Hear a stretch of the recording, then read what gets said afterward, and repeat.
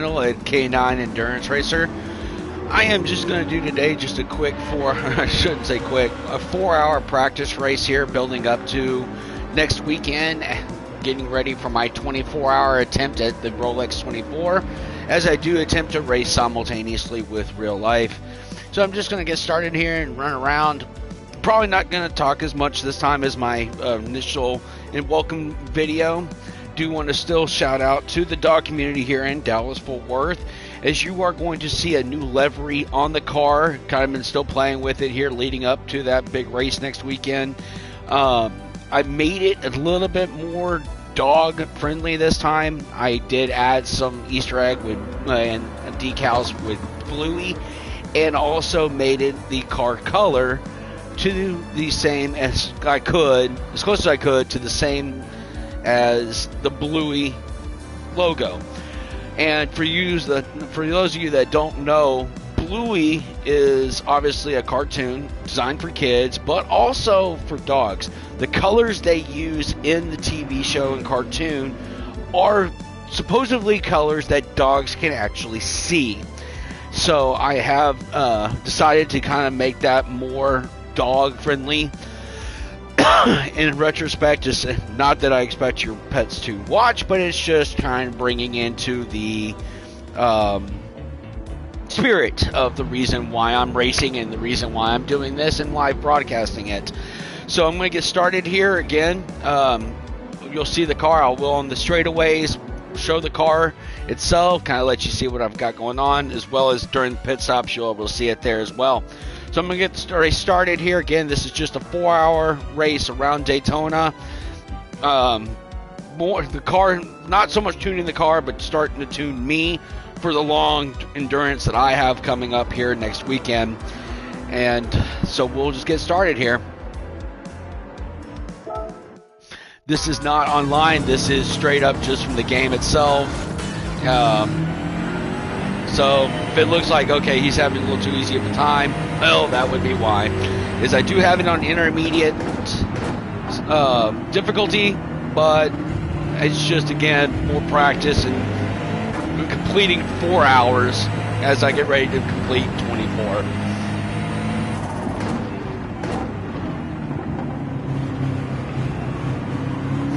And for those of you that do stumble across my video here that are interested in attempting this with me, add my gamer tag on PlayStation Network. It is K9 Endurance Racer. I will get you added on to my group chat or to my list, and then add you into my party on that given day. I do plan on opening the room for the race on Saturday morning at 10 a.m. Central Time, because I am here in the Dallas-Fort Worth area. And I will be, then we can practice, qualify, hang out, whatever. And then as the real Rolex 24 kicks off on TV, I will be hitting the green flag here. So that way we can try to maintain as close to simultaneous as possible. That way they start at the same time, and what will be fun is actually finish at the same time. And we can kind of celebrate our accomplishment of finishing it together. As I said in my welcome video, is as I've seen others attempt to do this, and I saw a group of guys just complete the 24 hours at Le Mans as a group. Since I am doing this solo, I may or may not be able to complete this task. I'm going to actually give it my hardest. The latest I've ever stayed up just watching the race is about 3 or 4 a.m. But I really am looking forward. I've been excited about this challenge, and I'm really pushing hard that I can actually make the full 24 and accomplish this task. Again, you're going to see hashtags and @ signs on my car here once I get back out and get out of traffic a little bit. These are companies and that are part of the community of the DFW group here in, and so I do want to give them a special shout out. These people do mean a lot to me personally. I have, again, no affiliation to them except for my wife's side business, which is The Dapper Doggo.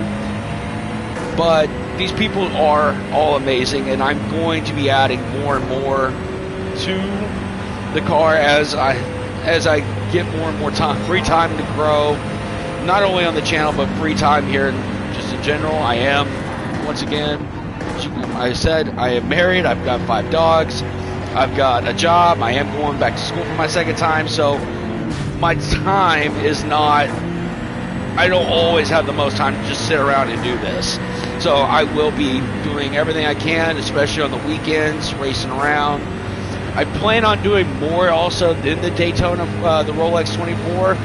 I will be following the IMSA schedule as well as the WEC schedule and racing those endurance events live here as well. So again, if you are a racer that stumbled on here and you're interested in doing any of them this year, the 6-hour, 12-hour, 24, whichever, let me know. Hit me, comment on YouTube, or send me add me onto your friends list here on PlayStation, and I'll make sure I get you details on when all this is going to happen, as well as through my videos as well as I broadcast live. All right, so now that I'm out of the fray and traffic and not driving well to start off this, which I can prove to you that I am not a pro racer. I could go on and show you my setups and things of that nature, but I'm going to tell you, you've probably seen them 12 other times through other YouTube channels as well. I'm not a pro at this at all. I just have fun playing the game and playing and racing, and that is, again, the purpose of this, is just to combine those who also have their dogs laying right next to them as they play each day, and just come in and join up, race, and, you know, like I said, share stories, whatever you end up doing. So welcome again if you are a first timer checking in. Again, this is just a chill channel. I know I've seen a lot of requests on the Gran Turismo page asking about rooms that are good, chill, fun racing, things of that nature, that don't get uptight or too serious and worried about driver rankings and that. This is that page. It's in the spirit of things. This is something I've thought about doing, but I've been too uptight and nervous about getting on here and talking to you guys while racing. I just was like, I don't want to be this big giant dork or sound like one as I'm racing and talking, but I've kind of gotten over that, and I go, you know what, let's give it a shot. So here we are. So anyways, I'm going to try to go here and get past this leader, and I will come back to you guys in a bit.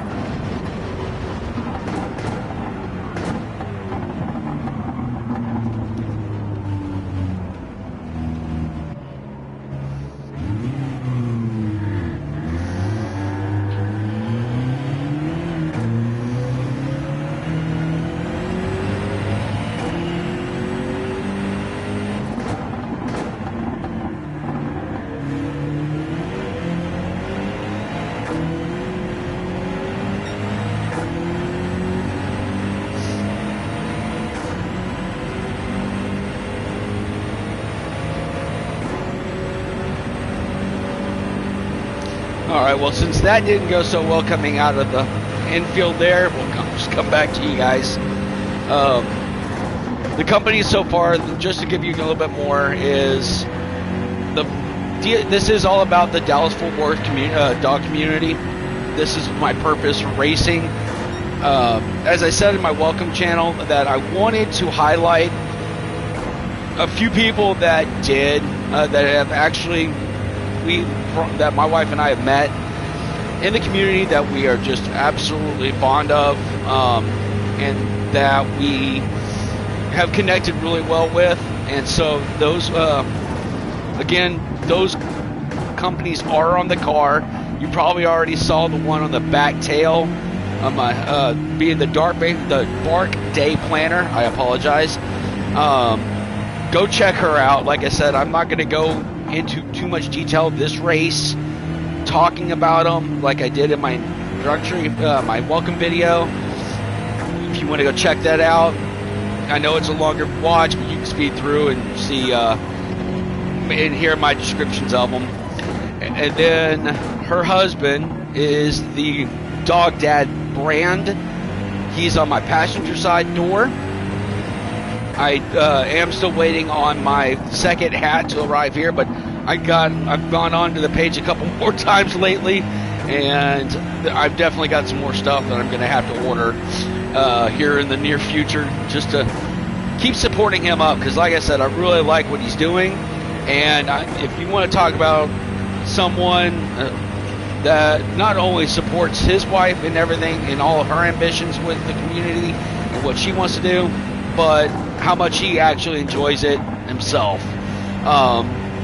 So go check him out for sure, and go see, especially if you've got your furry pit crew sitting next to you here today. It looks like I am joined with Sheldon at my feet, Odie on the couch taking a nap, and then Jack is behind me today, behind my chair, snoozing out too, so they won't do too much for me here as I get ready to pit probably the next 20 some odd laps. But it's good to have them here, and they always like coming in and hanging out with Dad as he's playing his games or watching Stars hockey that evening. So again, guys, if you're a first timer, welcome. I really do appreciate you guys at least coming and checking one video out. Hit that subscribe button. I would like to see, again, not only my channel grow, but also the places that I do highlight throughout my racing here. Go check them out. Like I said, I have no financial, I have no official affiliation with any of them, like I said, except for my wife's business herself, but that's more because I'm free labor and I go help and support her with her love of dogs in the community itself.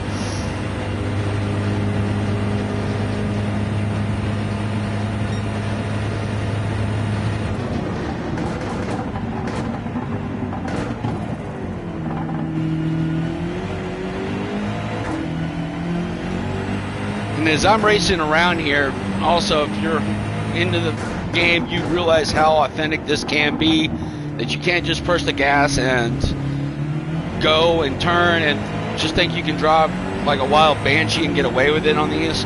This game is so authentic, and again, if you don't, people don't usually like what they don't understand, or they go, okay, it's just a video game or anything of that nature. Yes, it is on a PlayStation, a gaming console, but if you go watch the opening scene of the movie Gran Turismo, and you'll kind of get a glimpse quickly into how much effort and how much detail the gaming developers put into this to make it as authentic as possible. They have really blurred the lines between video game and real life simulators, and I believe, if I'm not mistaken, this is game in particular, or simulator is the far above any other program out there that is open to the public.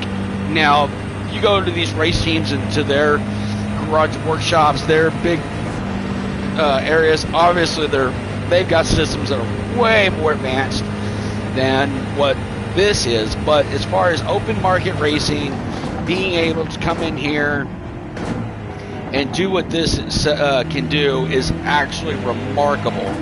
So go, like I said, you don't have to watch the whole movie unless you want to, but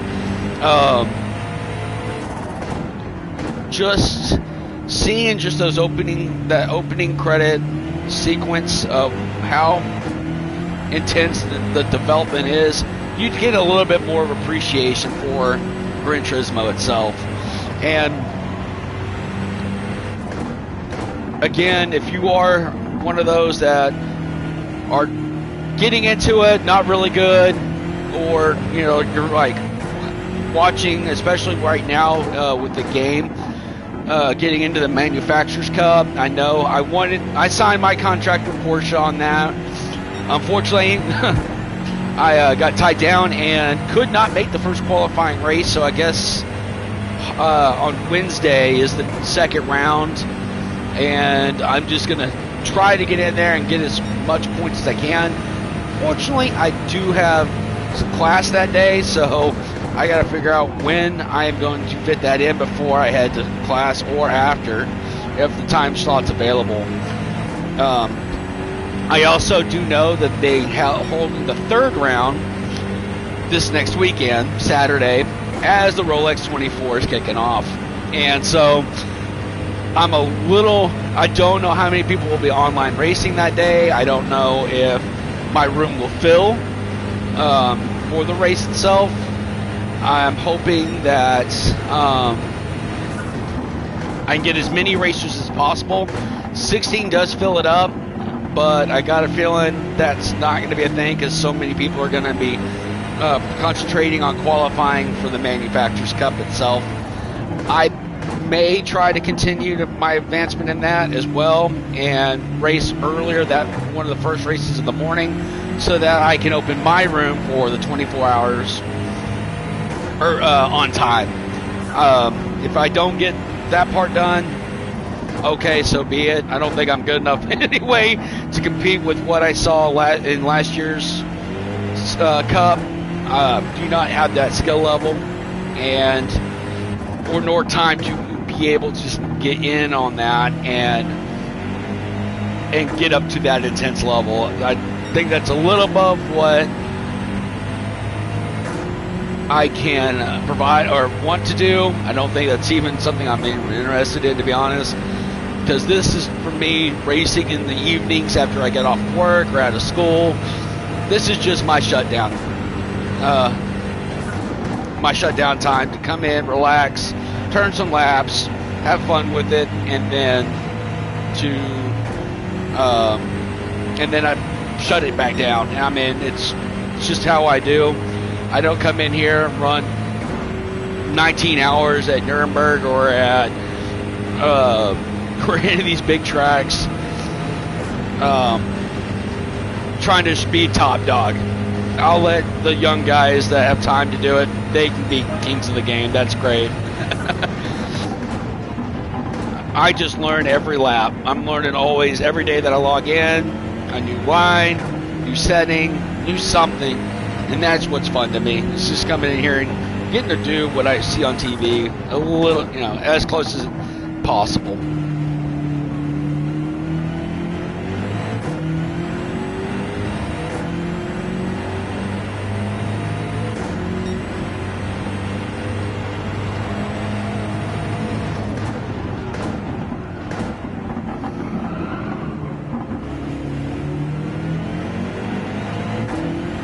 But yeah, for you if any racers on here, tips, tricks, ideas, thoughts that you see that I can help change, maybe improve on, comment on the video.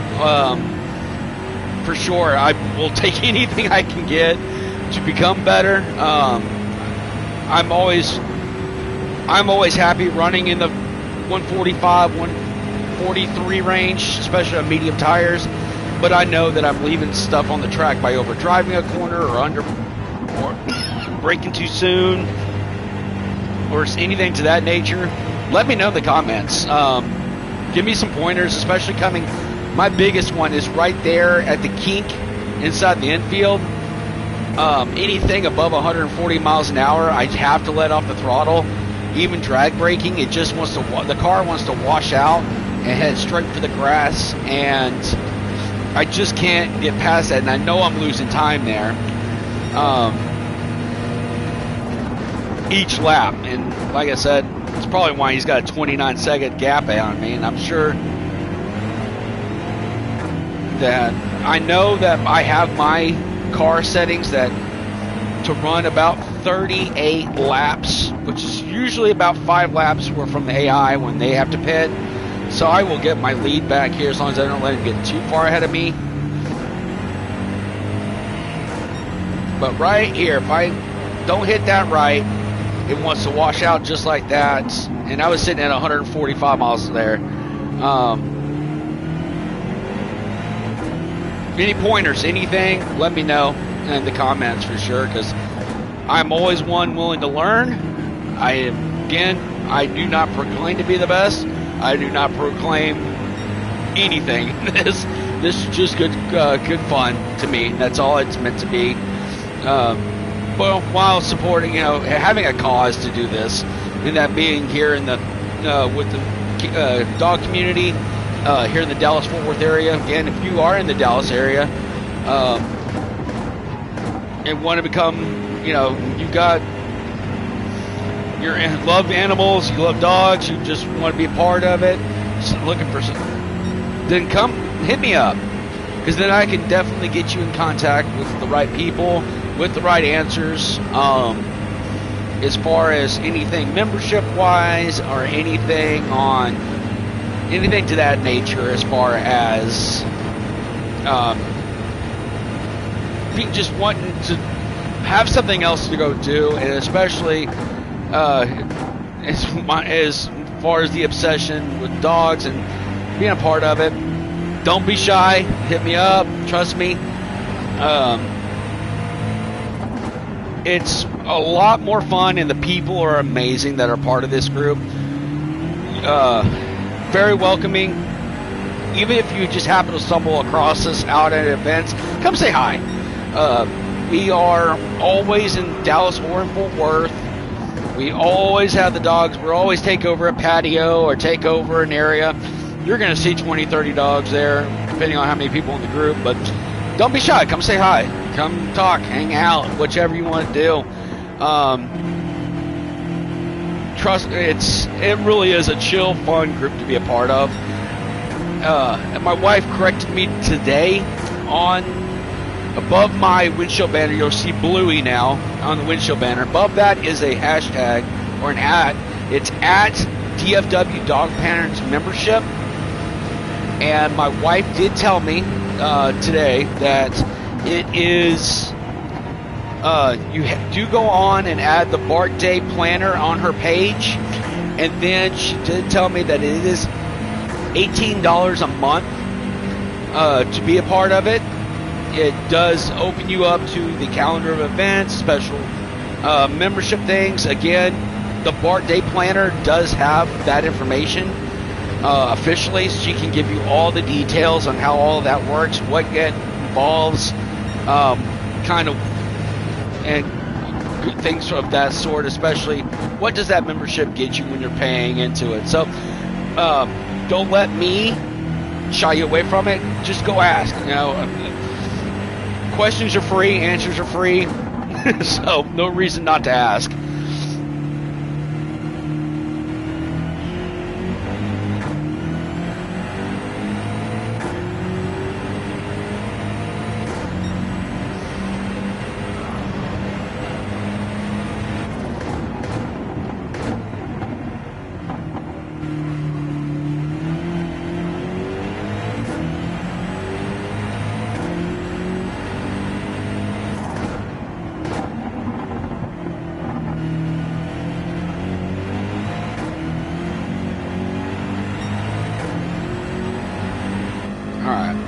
I don't know what car is ahead of me right now, but we are going to have to turn them. Go catch.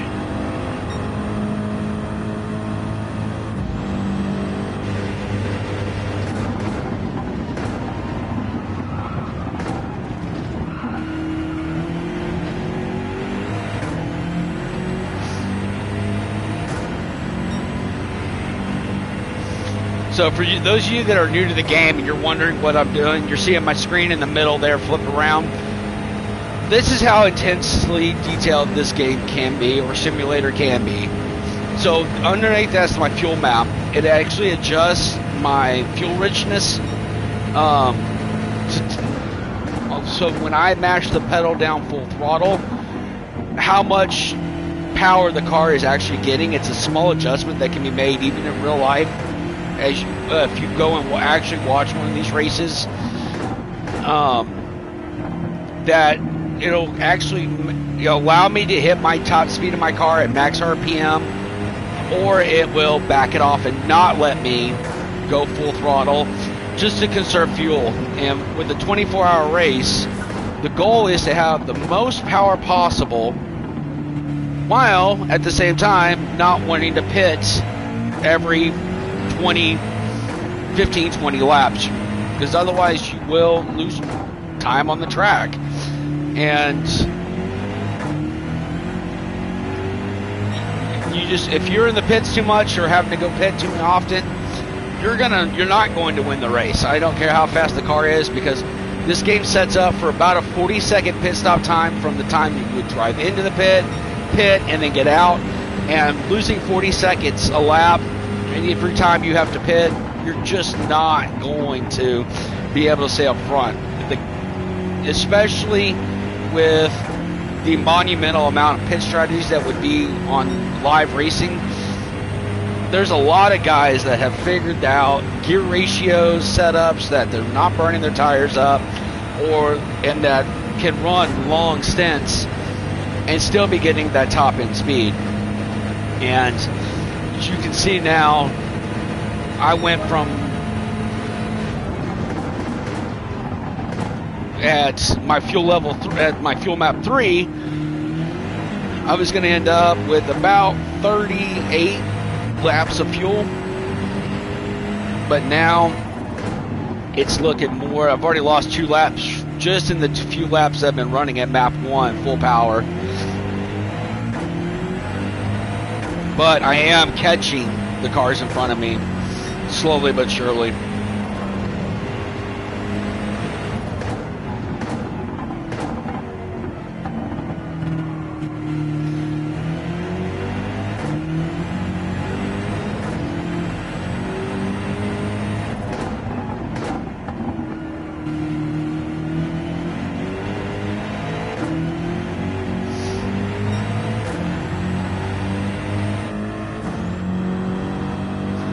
And people are going to ask me, it's like, why is this race so special? Because most probably haven't even heard of it or know of the series, because it's not Formula One, it's not NASCAR, it's not the Indy.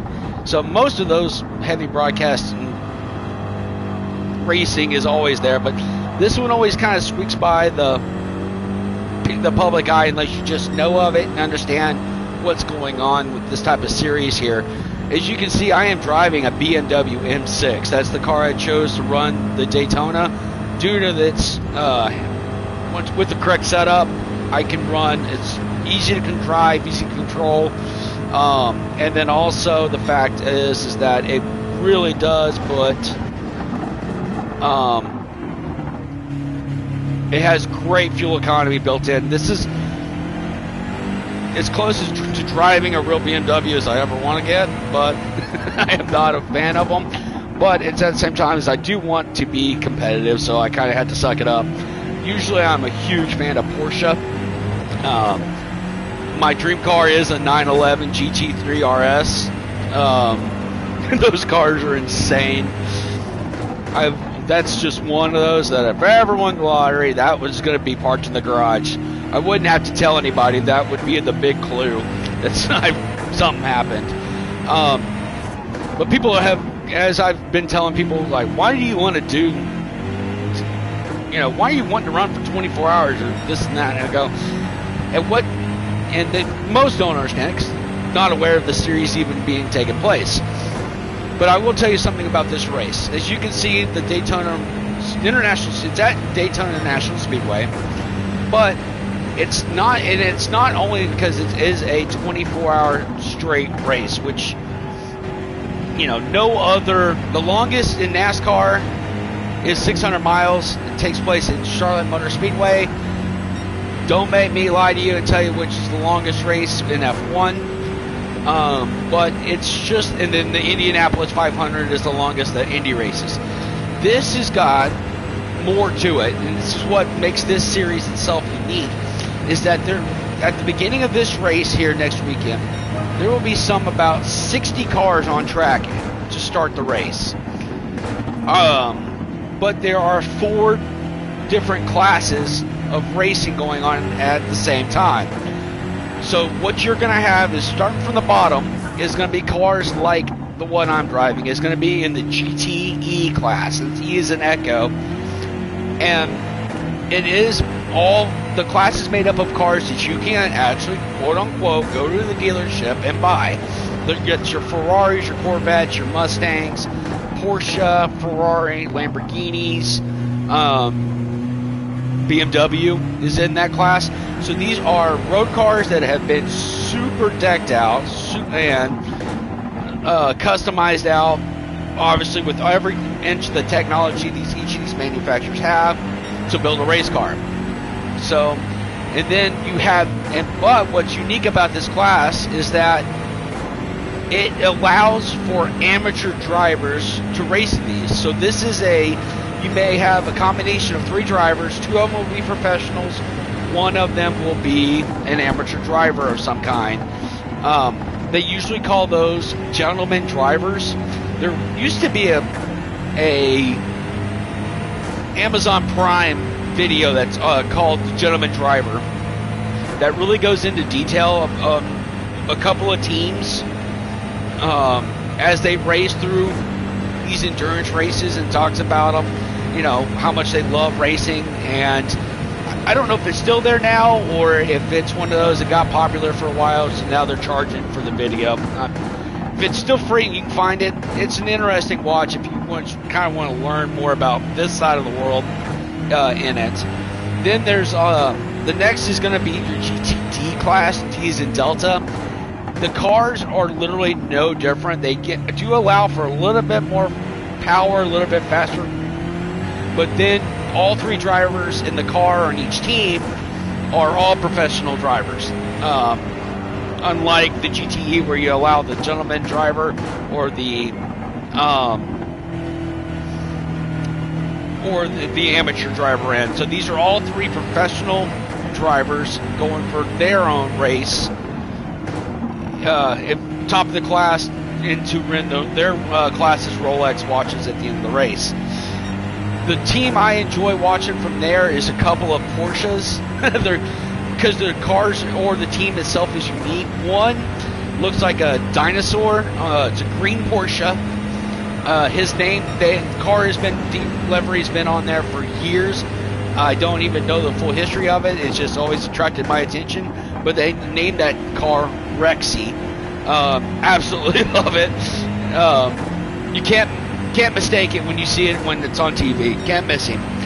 The other one is a Porsche as well, and they are called the Iron Dames. All 3 drivers are women, females, and it's one of those I always kind of track to see how they're doing, and always just want to see how well they hang amongst the the boys. And last year, if I'm not mistaken, as I rewatched the Rolex 24 from last year, I believe they finished top 5 in their class. And I know, it's a male sport, male-dominated sport, things of that nature. The females usually don't have as much success in them.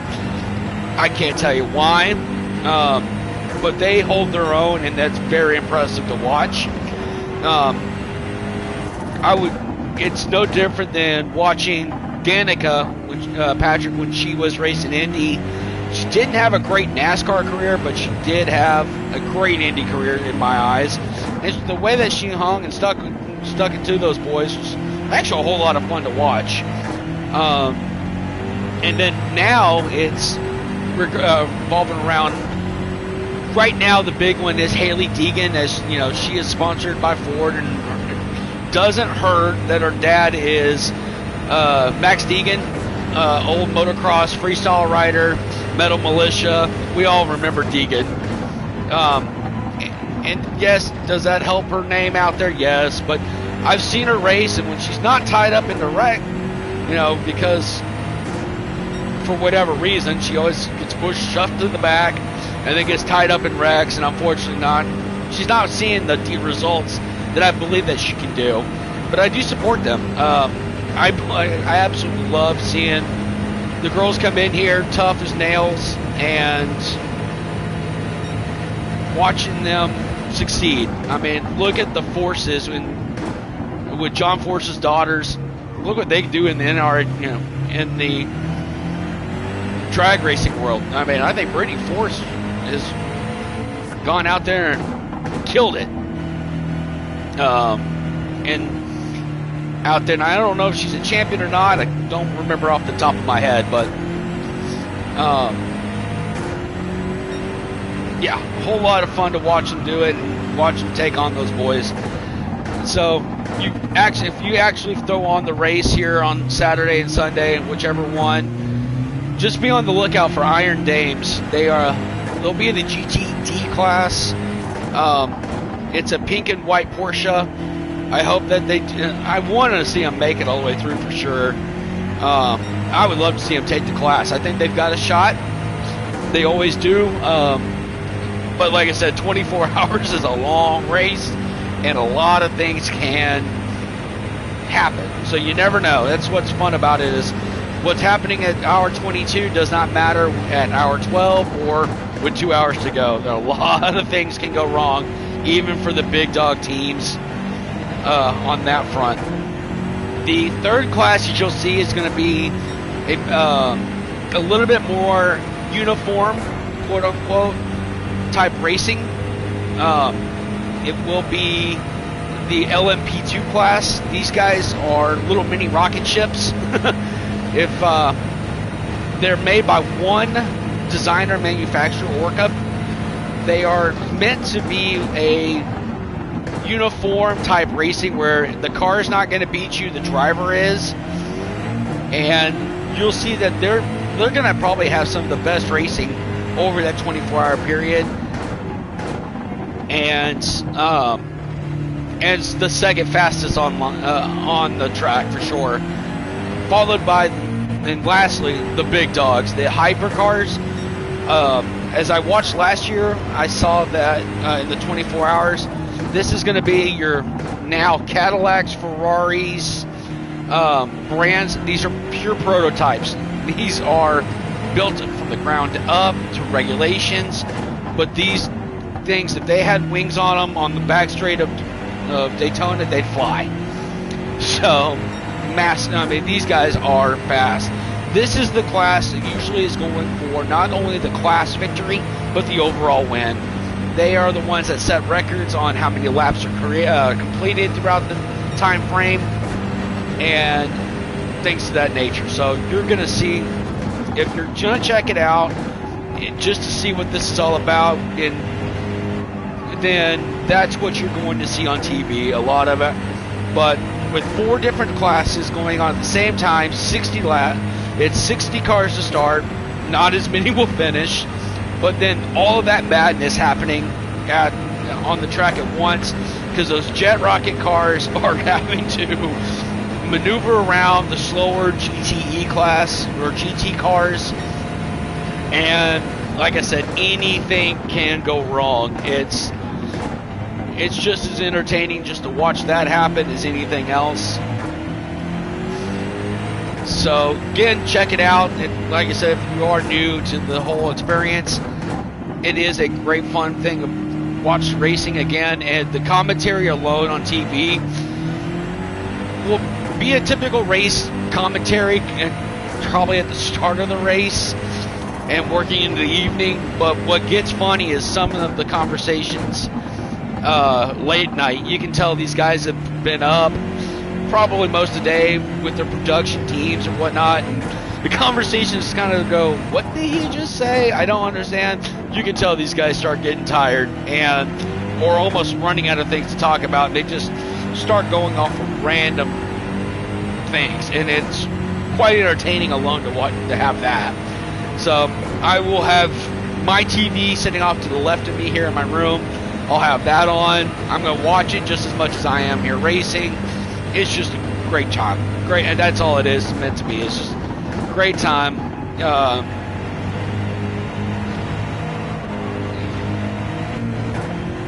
As we, go through change from day to night and from night to day. This game here, Gran Turismo, actually still does that live as well. So if you check me out at one point, it'll be daylight out. You come back in 2 or 3 hours, all of a sudden you're going to notice I'm racing in the at night, and that is my favorite time to watch the real race. But then as I've raced on here, because of the GTD's class separation, they do have indicators in the cars to separate each class out. But one of them, and my favorite, is the yellow headlights. I have it's nothing more to me than it just looks really cool to see at night. Very distinctive. You'll see that the cars also have neon light bars, so to help the spotters find the car as they are helping the driver car, behind them, left, right, whatever the case is. You'll see just so much madness going on for 24 hours that it is just so much fun to watch. Especially here, again, the other tracks are no different.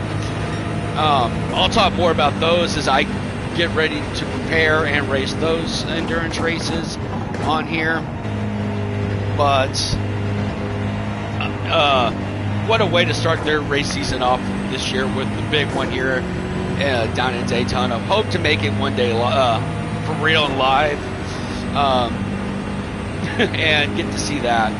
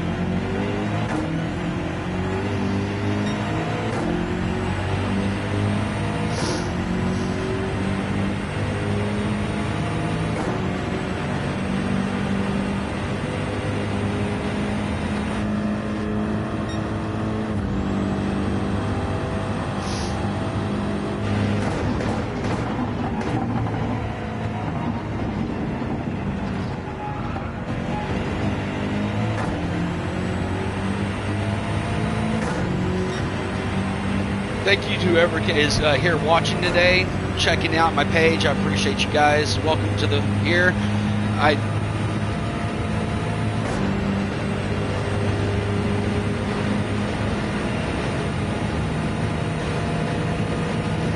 As I'm not doing too much exciting today, this is just for me to tune up and prepare me for racing long endurance, sitting in my chair here and not moving. So I appreciate you guys stopping by. Thank you so much for checking me out. Again, this is just a practice race with AI. I'm not live or anything today. This is just me building up my endurance personally to race for 24 straight hours.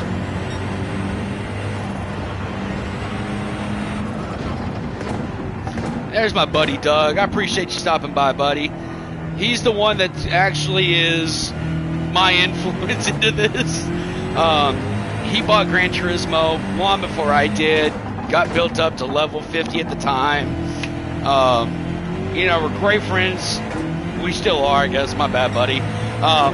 Moved out of state, and so we don't get to sit around and watch it together live this year, but I'm sure that we'll be I'm sure that he will be chiming in and talking to us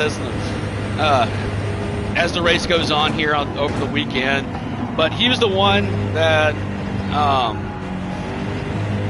got me into the game itself in the first place, and went over to his house, ran a few laps, really saw what this game is, and I was like, okay, that's it. I'm going to go figure out how to get it. So I came home, got on my PlayStation, loaded it up, and then just really started going through the grind of getting cars, developing them up, and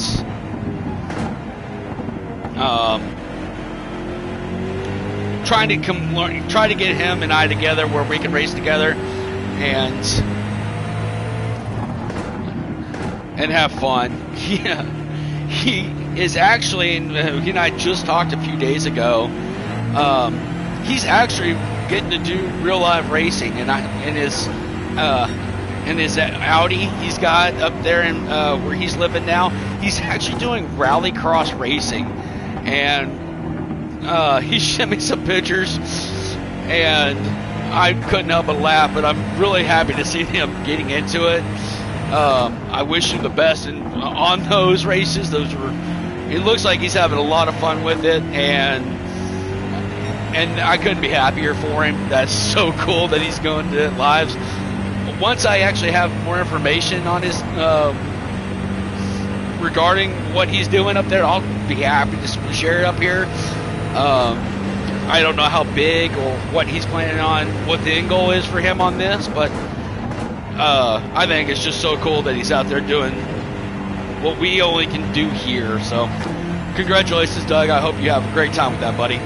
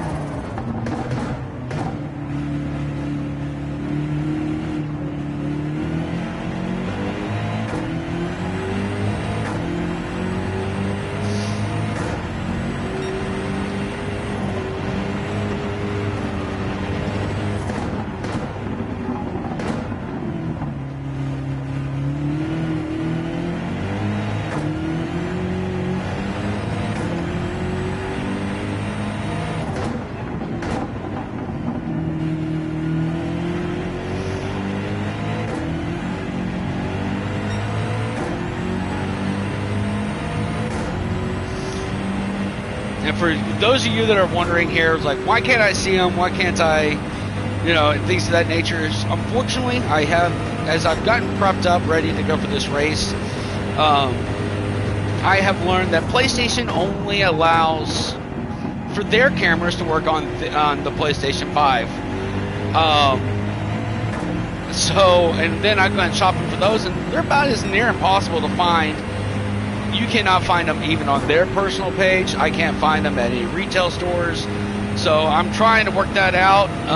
If anybody out there has got pointers on how to get a webcam to work on a PlayStation 5 without it being branded Sony, I'd love to hear it. I know there's a lot of gamer streamers out there that know a lot more than I do. So if you know of a camera that somehow works compatible, or how to make it compatible so that I can actually stream from PlayStation directly, that you're able to kind of see all going on, and I can then get all the benefits wrapping in, let me know. Comment on this. Tell me what model you're using, because everything I've been reading online and whatnot just keeps telling me you have to have the HD camera from PlayStation, and it's because of their proprietary technology inside the system itself. And I'm like, I don't know how a webcam would mess that up, but okay, I can't argue with you.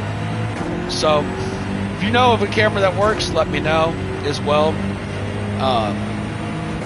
because right now streaming, or if you know how to stream the game on YouTube, where I can just use my computer's webcam to make this all work, walk me through it, because again, I am not stream savvy at all. So this is first time I've ever streamed. This is the second video I've made so far, and I will tell you, I'm still a complete idiot when it comes to it. So let me know in the comments below, or in here on my YouTube page, any way to kind of help grow this out a little bit. And that way, you know, especially for any of you that are new to all of this, you can kind of just see what goes into it.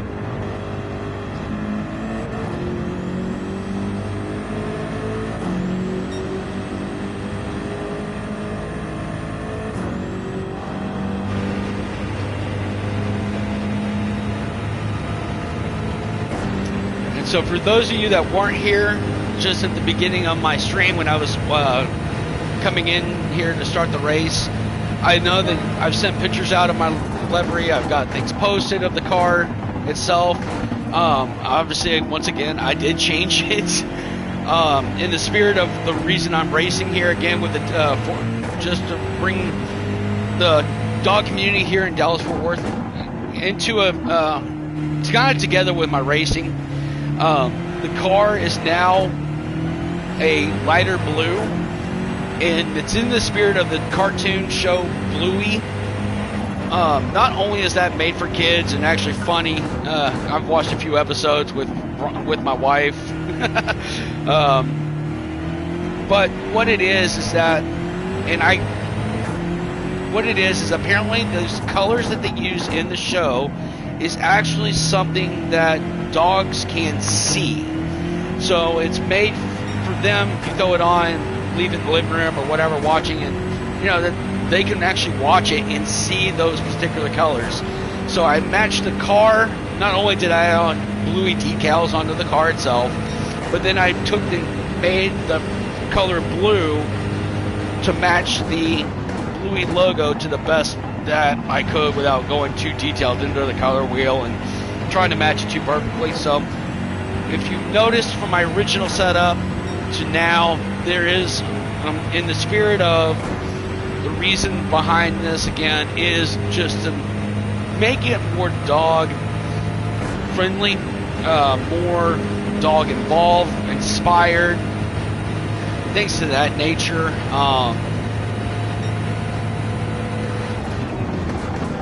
Because that's what's important here. And again, I've mentioned it before in my welcome video that I have no personal ambitions or financial, or looking for financial gains or money, you know, out of this. It's more so for dog communities, and for those of you that do not live in the area, live out of state, live anywhere in the world, but you are a animal lover, or you got your best friend sitting next to you now as you're racing, whatever the case is, that go reach out. I can't believe that Dallas-Fort Worth obviously is the only ones that have dog communities out there. I will tell you that since Veronica and I have joined it, that it's been a lot of fun.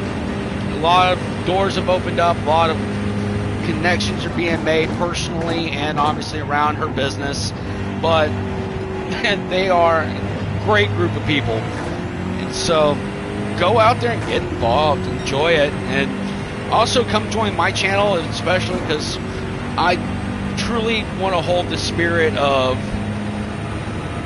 man's best friend and guy's favorite thing to do. Go 100 miles an hour, 200 miles an hour with your hair on fire. I mean, what else better can it be than that? So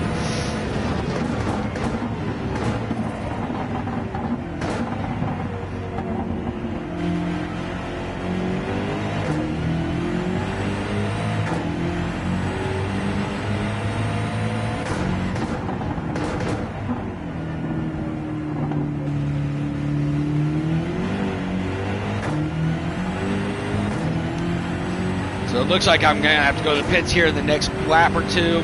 Looks like I'm kind of not catching my first place guy. Since I did intentionally make this a 4-hour race, but I'm racing my 24-hour setup, I got a feeling that first place car is going to be tough to catch. He should be hitting the pits, I guess, here within the next couple of laps. But I don't know what car he's driving or what the AI is driving and their pit schedule. We're going to find out here, but there he goes right there. So he's gone into the pits, but with a 37-second lead, I don't even know that I can get to him, pass him, and then get away from him, that he won't overtake me when I have to pit here after this next lap. I'm going to go one more time and then I'm going to pit myself, but I'm sure the AI adjusted these cars because it is just a 4-hour race, but I wanted to truly find out and sit here and race this for 4 hours, and then work my way up to an 8-hour race, a 12-hour race, and then obviously hopefully get through the full 24 hours come next Saturday afternoon. Once again, just for those details as I get ready to go, for that, and I'll keep it reminding, if you are wanting to race in the event with me, please add my gamer tag. I'll add you into a party. If we get 16 of us, then we'll all have fun. I'll open the chat. We'll have a blast. I like to keep it family friendly. And like I said, I know we're racers, so oops, things slip. I'm just not looking for people getting angry at each other, getting mad because spun out, overdrove a corner, just having a good relaxed time. 24 hours is a long time. For those of you that are skeptical on joining because it is a 24-hour race, I know that online it does allow you to pause the game and it will still run in the back. The car will still run in the background. I am going to keep that setting off. What I don't know is how long will it let you do that for, and then will the car pit for you if you need to go take a break and walk away?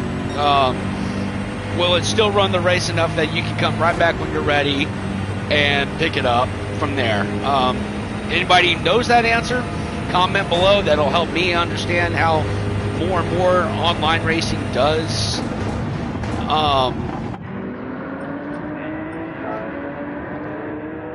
How it works, and that way I can set up future races and then that'll help me understand how to run. I believe my next one is a 6-hour race and I think if I remember my schedule, it would be down in Brazil, if I remember correctly. Let's see here. So I've got, oh no, we have 6 hours at, nope. The next one that we'll have with the combination of game and what they have, the tracks available, it will be the 6 hours at Imola in Italy, followed by the 6 hours at Spa, or 6 hours at Spa. Will be the next two, April 19th and May 9th. The Sebring is not on the PlayStation game, so I will post that up on my channel, and you'll see also on my scheduled streams, I'll match it up between the two.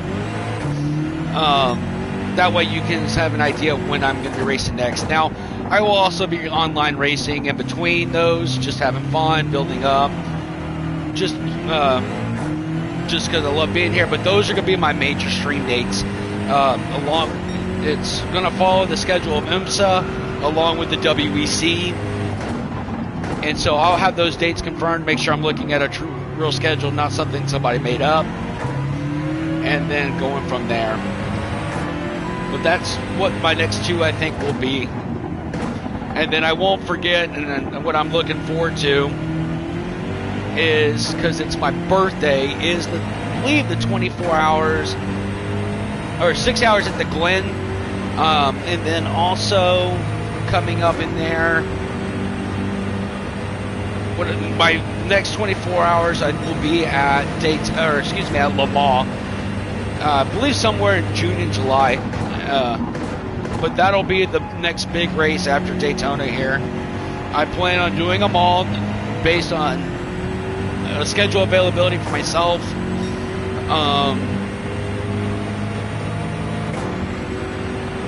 And then one way or the other, I like to race every one of these races simultaneously with the real events, watching them on TV, having that conversation and talking fun, and then also just starting and finishing at the same time. That's, to me, I think that's going to be the biggest thing, especially here on Sunday afternoon, is we'll be crossing the finish line at the same time they are, and then kind of have a fake celebration that we completed the 24 hours. If you guys are watching and you have an idea here, also for Saturday, I've thought about trying to open the racing up. Since I only get 16 spots for online racing, I was kind of wanting to make it more authentic and allow maybe 16 LMP1, or allow 8 LMP1 cars in to the group, and then 8 GT3, since they don't have, if I'm not mistaken, LMP2 cars available in the game itself. Usually it's just the speed rockets and then the sports cars themselves. But opening that up and letting guys race the LMP1 class as well, and then having 8 of us run the GTD class racers, and then going from there. I kind of want to make it look as close as I can, race the same way as the Daytona 24 or the Rolex 24. That's an idea I've been going through, but I got a feeling it may be easier and more organized just to run GT3 class cars for the entirety. Again, comment below. Tell me what you guys think. Maybe some ideas that I can do to make it more authentic for that race, and something that would make it more interesting. I know, again, going around in circles 24 hours, watching it on here is not exactly the most exciting thing in the world to do. I wish we could get ourselves into the broadcast like they show in Gran Turismo when they're showing the Manufacturers Cup, World Cup, where you can see spots all over the car and make it really cool that way.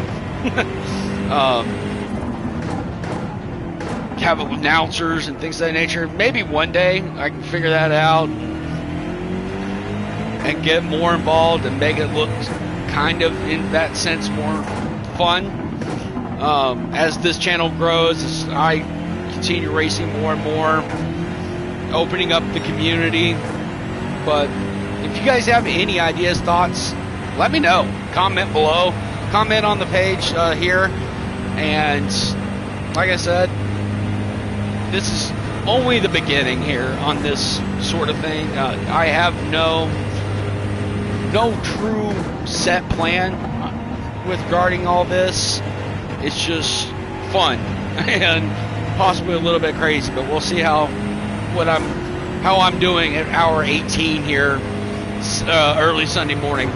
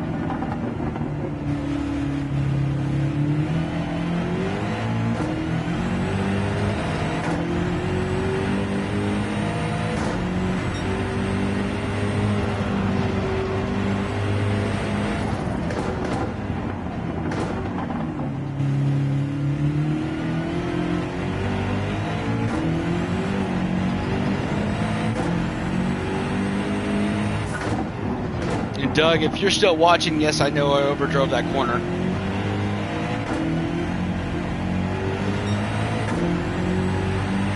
I know Doug and I, so from my bachelor party back a number of years ago now, got my buddies together, all my groomsmen. We took off for Andretti's indoor go-karts. Funny part of it was it was like a 6-year-old birthday party, 9-year-old's birthday party, and then my bachelor party. So we were there as a group. We still did everything as kids. It was a great time with my guys. We played laser tag, ran a couple of times on the track, and Doug and I had a friendly rivalry going on as far as when we were on those things. And if you haven't been to Andretti's and you have one nearby, oh my gosh, those things are fast. And the tracks are absolutely so much fun to race on. The guys and I had a great day that day before heading out, and obviously heading out to what was ended up being pure debauchery later on that evening. But during the day, we went out to dinner. We went out and enjoyed our afternoon together and raced those. And so Doug and I have a little bit of a racing rivalry still. I believe I won one of the races, and then he says that and then he's saying that he kicked my butt. They erased the stats before we could prove it, but you know, I think I'm right. Doug's wrong. I think I got him in race 1. So the race 2, I didn't have a go-kart that would race. I was having so much trouble with it the second time. He must have turned the governor in on me. But first race was definitely mine.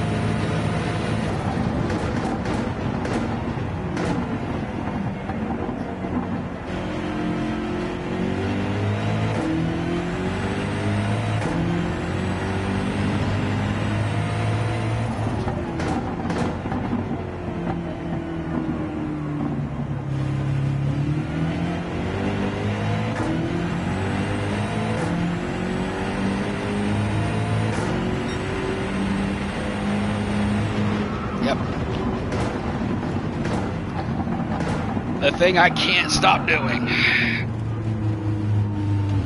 I try to stop, drag brake it. That kink always has gotten me. I don't know how to.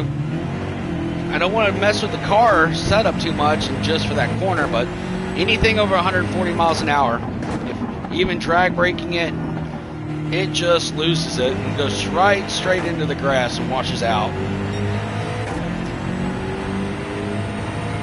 But then I always lose time if I don't try to throttle through it.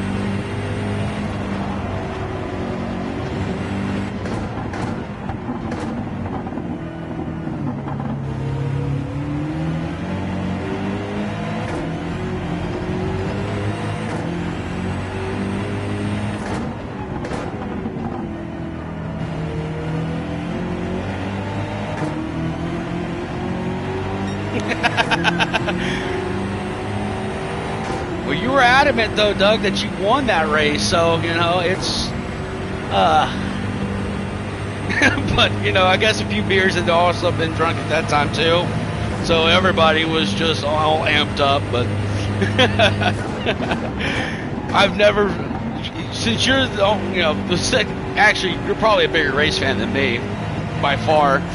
Even though you watch that Indy racing stuff and think that's awesome. But we were. That was, like I said, that was just a good fun day right there. I was glad that we actually got to go do something like that. Never would I have thought about it, but glad we did.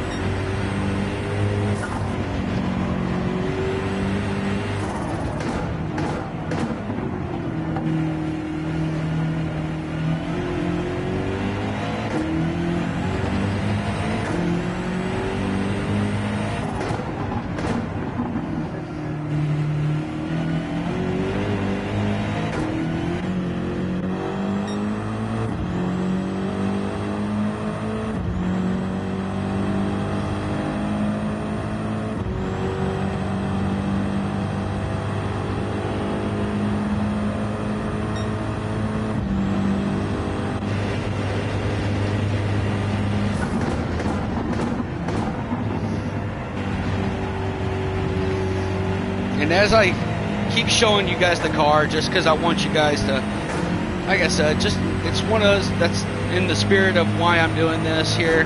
On the roof of the car, and you'll see it on my profile page. Not to give us a little sad moment here, but it's just keep it aware, make more awareness of it. Is you'll see a big dog paw on there that obviously represents that all dogs go to heaven. I've got 3 on there. One is one of my best friends that I've known since high school. A number of years ago now, they lost their older dog, Charlie. He was awesome, and that dog always loved his treats. And it's funny because every time that we would have a shot of Fireball at my buddy's house, the dog knew that he was getting a treat. And, well, if you saw the dog, you would understand how much Fireball we drank, because that poor doggy, he got fat for a little while there. But he was such a good boy and just an awesome little dude to have around the house for sure. The next one here, I believe I got on there next to him is Doug. Don't kill me for this. This is Doug's buddy. When we were first met, we were part of a big Jeep community. So I've been a part of communities that are with the slowest vehicles, but yet come on here and drive the fastest ones possible. We used to go over to his old apartment. We could sit here in Frisco and get up into the apartments that had a penthouse, and we could go up there, hang out, kick back, drink, have a great time together. And then you can see down into the Frisco Rough Riders ballpark, where I used to, I swear, ruin left fielders' careers with all the heckling I could do. And yes, they could hear me from there. And we never officially got in trouble, but I know that the staff members and the left fielders used to hate us up there. And we'd go up there almost every home game, it seems like, especially on the Friday and Saturday night firework nights. But man, we had so much fun heading up there. But his big boxer Titus was just the coolest dog ever. He was just one big old lap baby. He looked more vicious than he ever was,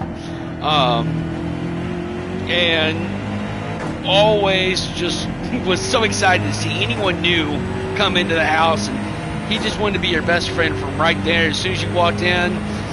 And was one hell of a dog, I will say that. And I wanted to put him on the car as one of the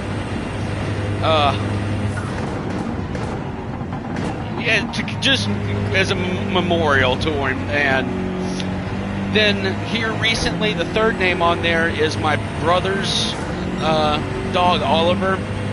Just before Christmas, they had to put him down. He was 13 years old. He was having through some great,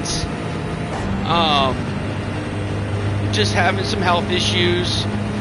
And they finally had to say goodbye. It was not easy for him, I know it. He would always come to the house, whenever we were at my folks, come run around in the big backyard, everything to that nature. But he was just another lap dog, just happy to be there. So it was a great one. And then the last paw has been left blank, and that's for memorial to anybody. That's for anyone that has lost their best friend, that you miss, that for anybody that's lost their best friend. And it's not, it's not been easy. I get it. I can't imagine losing any of our five right now. I got scared here a number of months ago. My lab, Maddie, she ended up with appendicitis, and she scared me. Luckily, we took her to the vet. She is okay now. She's here, but it was one of those moments for a while there that, I've had her since she was a puppy. Rescued her from the owners that weren't mistreating or anything of that nature. It's just they had a litter that they could not afford to keep or did not have time to help with. So I've picked her up from that time. Instead of them taking the litter to the vet or to a rescue, I picked her up and have kept her since.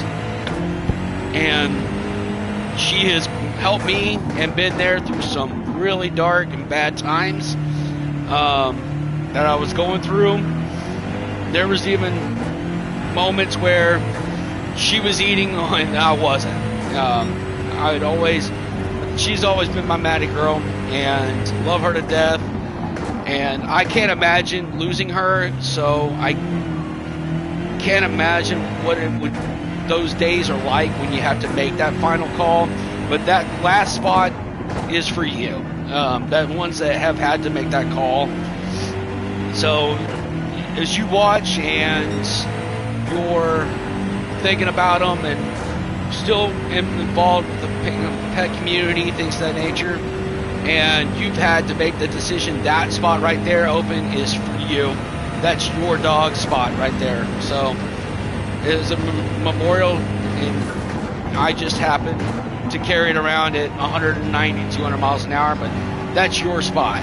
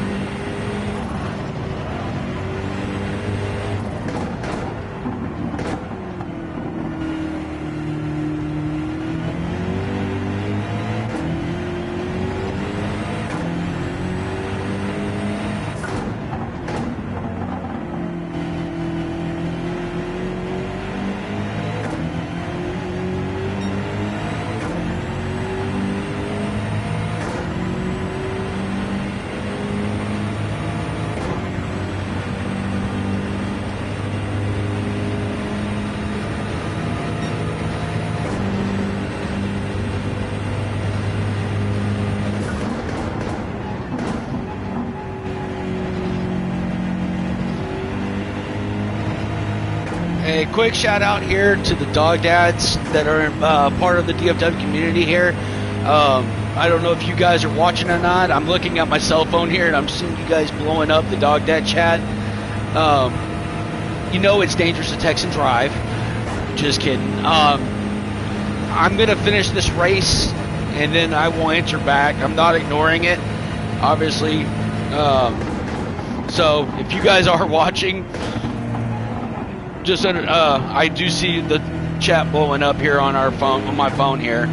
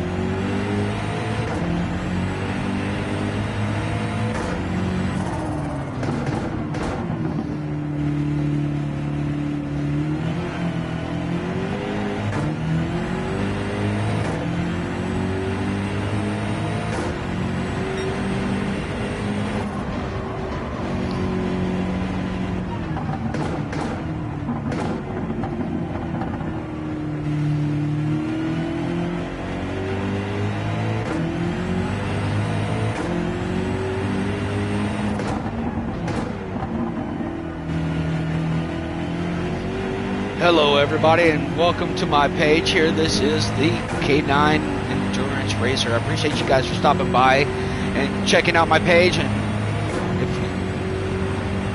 being here today, just kind of watching, seeing the race itself. And this is just a 4-hour practice race here that I'm doing, getting ready for the big Rolex 24 race that I'm going to be doing simultaneously here come next weekend, Saturday and Sunday. Part of my channel, in the spirit of things, is wrapped around the DFW dog community here.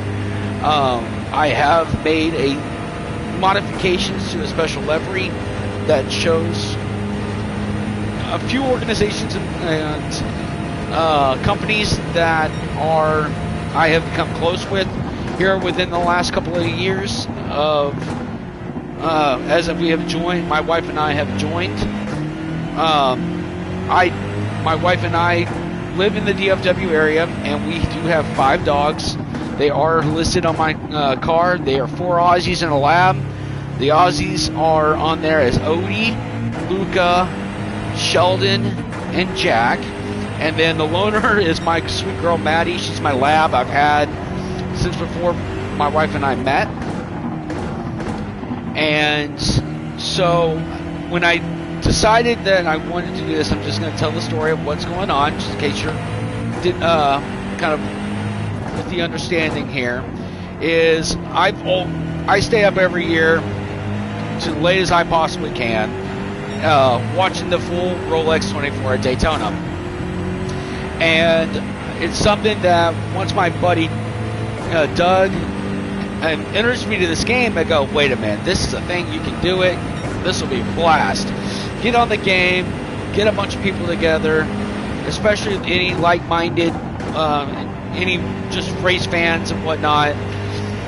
Want to come in here and race this, race around for 24 hours and see if you could do it, because and just having a blast in that time frame, and probably being completely just delusional and exhausted come Sunday afternoon.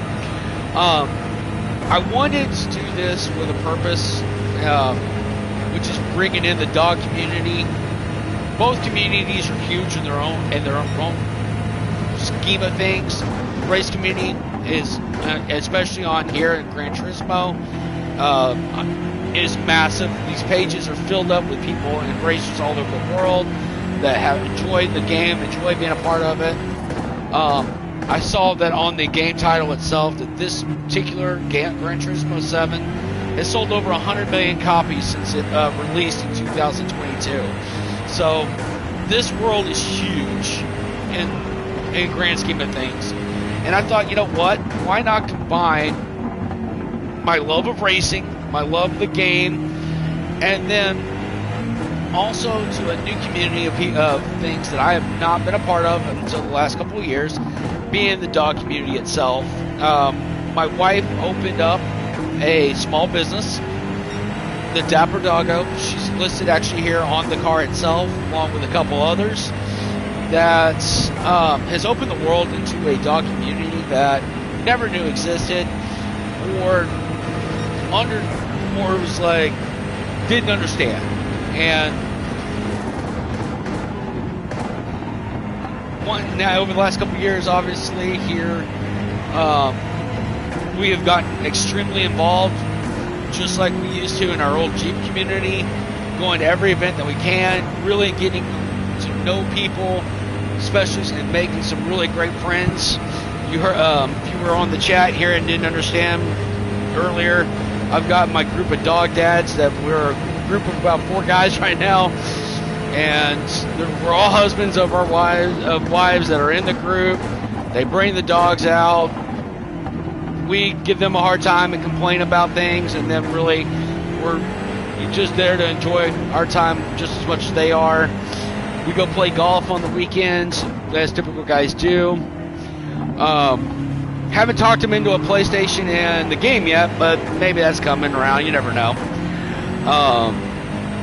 But on the car itself, as soon as I get back out here to the straight, I'll show it to you. There is the livery itself is special. I changed it up from one that's on my profile picture here this afternoon as I make it more to the spirit of why I do this. And it does list these people's pages and businesses on the car itself. Let me get back into the sunlight and you'll understand the coloring behind it. So the coloring on it is as close as the game allows to the show Bluey, which is that is a cartoon full of dogs, made for kids, but also dogs alike. And for those of you that haven't heard me earlier or are watching it, have never heard of Bluey but didn't watch it because it's a kid's cartoon, understood. But they use colors in the show that dogs can actually decipher and see, so that your pet watching TV with you can actually see the colors in the show. And so in the spirit of things, I've added a couple of Bluey Easter eggs onto the car, and then also made the car livery to match the logo. And I'm sure you're hearing in the background right now, you're hearing one of my Aussie Sheldon. They're all playing right now here right next to me at my feet. He's got his toy and he's just barking at everybody else because I got Jack next to me as well right now. And apparently the nap he just woke up from was a good one. So he's getting excited. And he's deciding to put his toy on my feet as I'm racing around right now, thinking that I'm playing with him. So, you know, anybody that's got dogs that sits next to you, you kind of probably understand what I'm going through. They want to hop up into the seat with you and drive the car, or thinking that as your feet are moving off the gas and brake pedals, that you're actually playing with them. So, the challenges of being a dog tag racer, you know. So what it is that, like I said, I wanted to do something a little bit more than just what I've seen on the Gran Turismo Facebook page. Is I completed the 24-hour of a race. Look at me go. I was like, that's great and all, and good for you. And hey, anybody that does it, good on them. I'm not talking trash on it. I got a feeling this is going to be something extremely difficult. Probably a young man's idea and not meant for older guys like me. But I'm gonna give it a shot. And you know what? Why not? It's a race that I stay up and watch anyways. So why not open up and talk about another community as much as while I'm racing with another. And that's the reasoning behind the livery, behind the spirit of my the race itself, why I'm doing it. You will see on the car itself, like I said, a few organizations and companies on there. My welcome video does talk about them in more depth and detail. And so you should go just check out my video there, and then it will break down each company, each organization, what they mean to me personally. And then go give them support. I don't have any aspirations for this channel. I'm not becoming the biggest streamer out there. I'm not trying to be the best racer in the world on this game or simulator. I just enjoy racing and getting out here and doing this. But I just wanted to do it for more than just drinking 12 Monsters in a night and just doing something just to say I did it. Again, it's not like Gran Turismo sending me a check or a badge or money or anything else here that goes, hey, you can play the 24 hours. Here's a sponsorship. No, none of that's happening. So, and just to say you did something, okay, that's short-lived and great, you have a story to tell, but I really wanted to mean it more. So I have decided to do the dog community here. It's spawns from 3 companies that are on the car, like I said here a couple of times now, plus a shelter rescue here in the Dallas-Fort Worth area, and I have personal experience with all of them. One of them is the Dapper Doggo. She is on my passenger side door, or driver's side door, excuse me. She is my wife. She started up this dog bandana company here. I think we're coming up on 2 years in May. She was making them personally. She's got a creative mind like no other. Decided to get the sewing machine out and start sewing up bandanas and stuff for the dogs of ours, which are larger breeds, medium to large breeds. And she was noticing that hi, Jack. Yep. That even at big box stores, it was hard to find them. So she got creative, started making them up, posting them out there for Facebook and whatnot, and people requesting them, things of that nature. So she made a business out of it, and we've been going to vendor events and becoming into the dog community, which she is just absolutely loving. She is just having the biggest time of her life, enjoying taking the dogs out somewhere, getting them to meet new people, new dogs, and having a blast in the community itself, which then in turn I go and I've enjoyed it the same. One of those guys that we have met along our adventure here is part of the Bart Day Planner's husband. He runs a brand, it's at DogDads_brand. And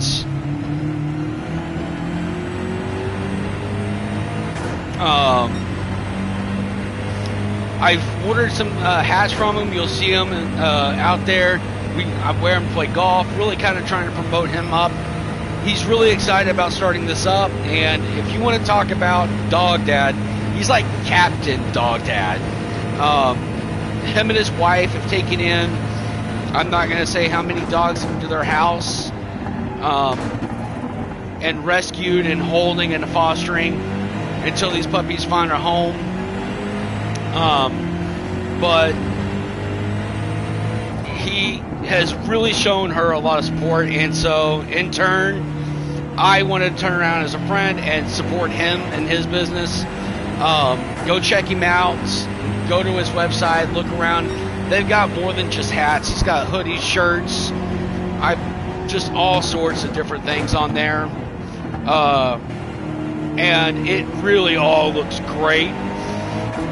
And then, like I said, wife kind of started it all. She's the Bart Day Planner. If you haven't checked out her page, you need to. I tried to come up with a description for this page, and anything I think of in my head here, it doesn't do it justice. It really doesn't. She and her staff have, just like a wedding planner does, they plan out these events for your pups and your animals and pets to have these amazing parties, and they are elaborate. She puts in so much work and detail and time and effort into these things that what she posts up is absolutely amazing. And then on top of that, she plans all these events outside of that amongst the DFW dog community, and not one of those events have been where you were going to miss out if you didn't show up. That's how you were going to feel, like FOMO 101. amazing person. And I always tease about her is you're going to see her before you meet her.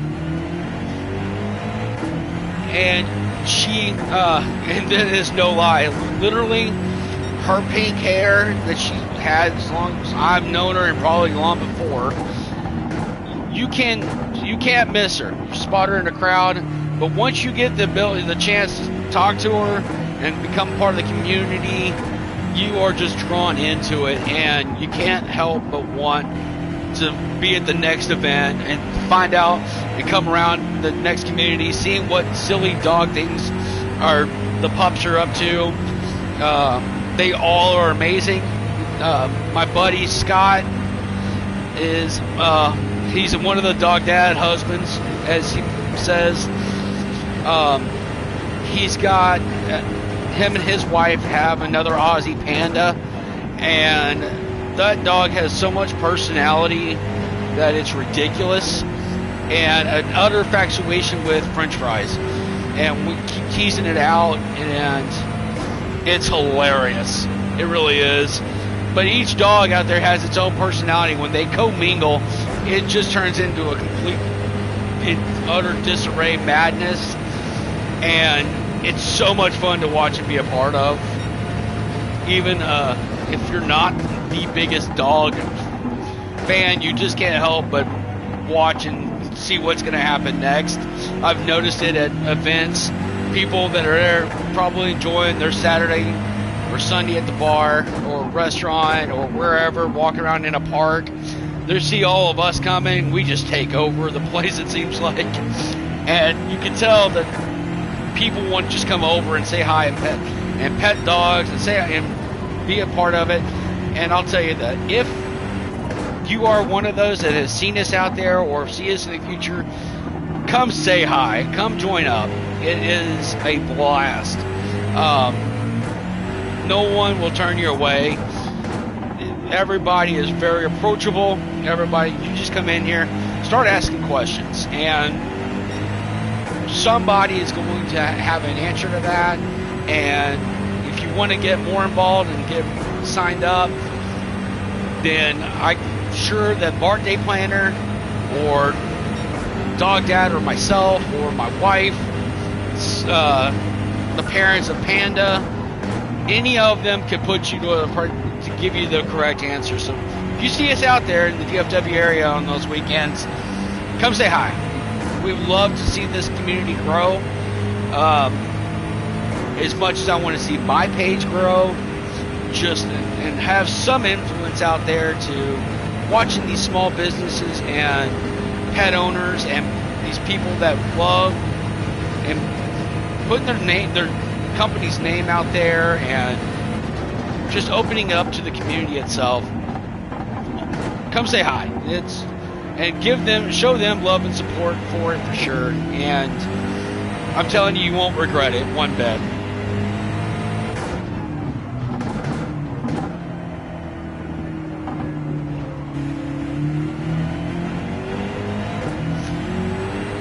And just for the racers here that are watching, if you guys check it out and accidentally fall on my page, I am running a 4-hour practice race here with my 24-hour setup.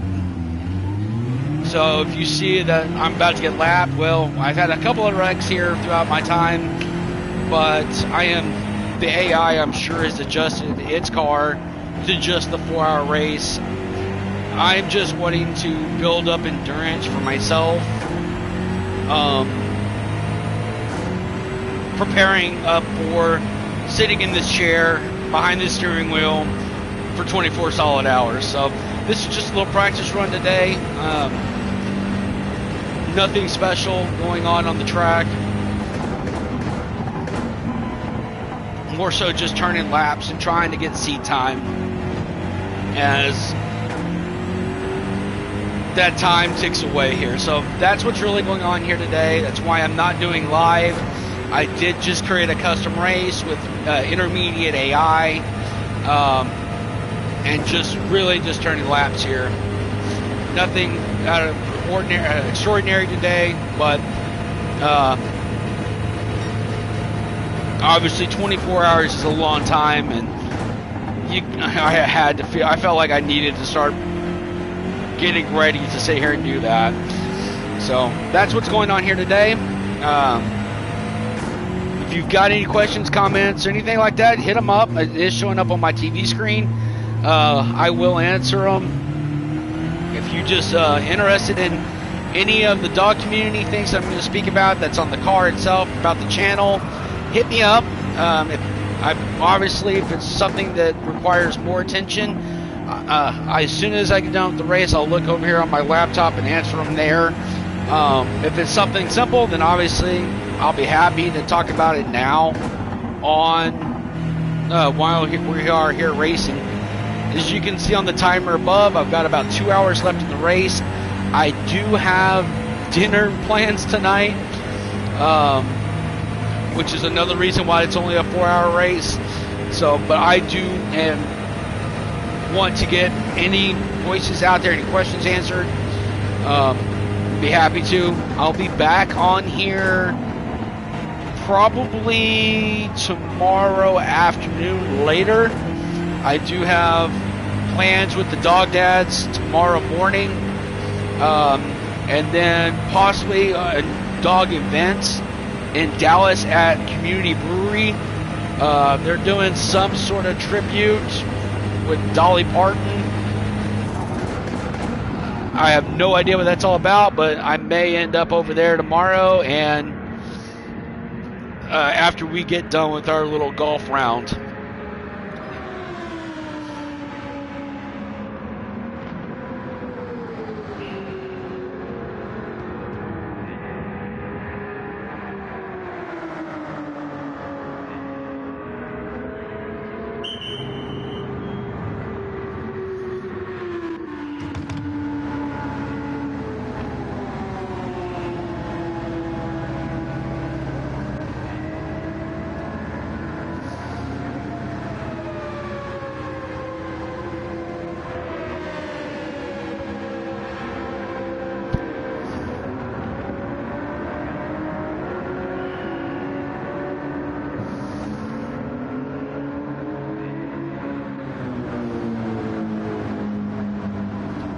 There's the car itself. Great view of it all.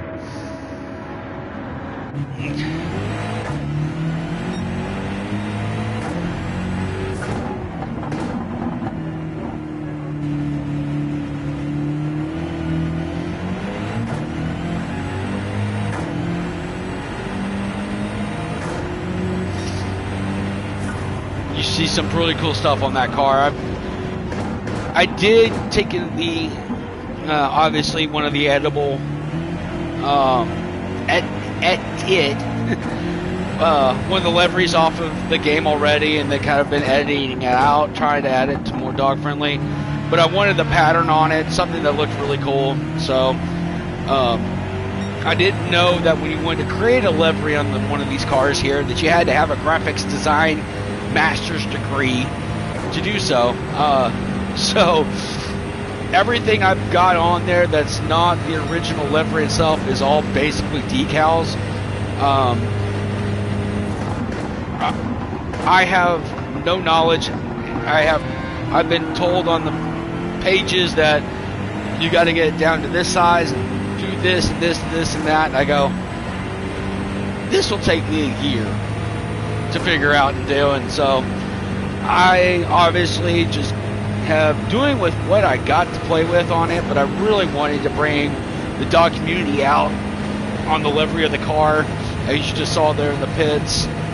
And I really think it really looks, to me, yes, I'm biased on it, I think it looks great with all the work I've been putting into it, sitting here working on it, trying to get it perfect. I'm never happy. I always think of new ideas, new like, ooh, I could do this, I could do that, and then just sit down and look at it and do it.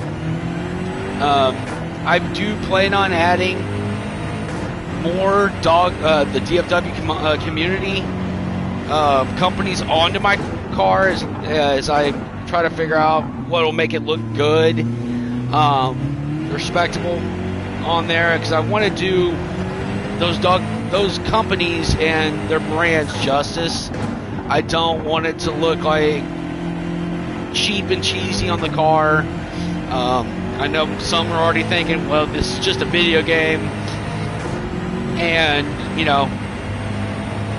and already are kind of going, well, this guy's geek, and this already is cheesy. Well, I'm just voicing my love for the community and combining with something that I love too, which is this game. And even if that just brings a minimal amount of support to it eventually down the road and adds a couple more views to the page and a little bit more awareness out there, then you know what, it's a success. I don't have an aspiration for my page to be one of the top ones out there. It's just voicing my voice to something I know, with something I am learning every day about, and that's that dog community, because my wife is truly the expert. We were watching the Westminster Dog Show after, I can't remember what sporting event was on before, but it was the Westminster Dog Show on after. We just kept, it was the Thanksgiving Day Parade, that's what it was actually, and then we were watching the Westminster Dog Show after, and her knowledge of dogs is absolutely incredible.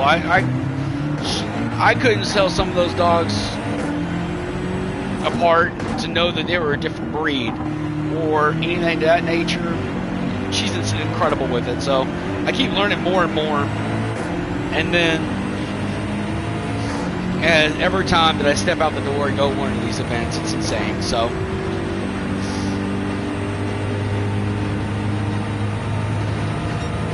big kudos to her, and for quote unquote dragging me along to these dog events. I make her think she is, but she's not. I actually enjoy going out there to them. Obviously, me and the guys, we get together and hang out and cause some sort of trouble the best way we can. Just to kind of keep our wives on the toes, and then every once in a while they let us break out of dog mom jail and let us go out and play golf and let them have a break, which is what we're doing tomorrow. They're letting us free out of having some yard time and letting us go out and get together and play a little golf and hang out and just have a big dog day type stuff. So it'll be fun tomorrow morning doing that.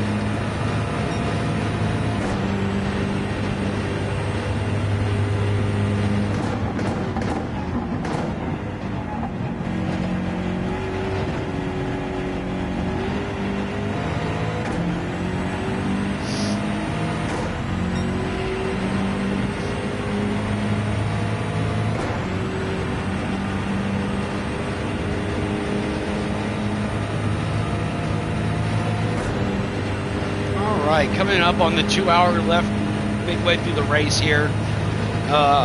Just for the racers to know, once again, I am racing my 24-hour setup against the AI at intermediate level. It was set up for a 4-hour race. So if you see that I was like, all of a sudden I'm just not keeping up, got a feeling the AI is going to be much faster than the way I've got the car geared down for more longevity than sprint speed, so I don't have to go to the pits every 10 laps. But I will be running, and this is just for anybody that wants to come grab their steering wheel, and on Saturday and Sunday have nothing else to do. I am running the full-length Rolex 24 at Daytona simultaneously with the real race. And then also, as the year goes on, I will be picking the races that are offered here in Gran Turismo and running the endurance races as part of the same schedule that is with IMSA and with the WEC racing schedule. I believe the next race that's part of that both coincide is in April with IMSA, or it's at Imola, 6 hours at Imola in Italy. They'll be that, I think, will be my next big race. Then I believe it's followed by Spa, 6 hours at Spa. I believe those are going to be the next two big events, but I will also be holding in between that date and time. I will be running online. So if you see me, come say hi, add me on. If you got a race that you're wanting to put together, add me on. I'm happy to race anywhere. I am just down to race. I don't care if I come in first or in last and spin out. Whatever happens, happens. Not good enough to get paid for it, so not good enough to be mad. So, add me on. If you guys stumble on and just need another race in the group, come add me in. I'll run it with you. You know, again, either get easy driving rankings from me, or we just have a good race. It doesn't matter. To me, it's just a big blast to be a part of this community and Gran Turismo, and then also being able to share the dog community here in the Dallas-Fort Worth area at the same time. That's what this whole entire page is for, is just bringing both communities that really are nowhere near in the same spectrum together, and just being able to, you know, hey, you know, got pictures of my dogs laying next to me racing. Hey, we all have them. We all, I know there's guys out there that, as you're sitting in your room, you got the dog sitting next to you. I know it. Or they're on the couch, whatever. You got your best friend next to you, and that's what really matters. I've got two of them here next to me right now. I've got Jack at my feet, and I believe laying on the couch behind me is Odie. He's passed out of sleep.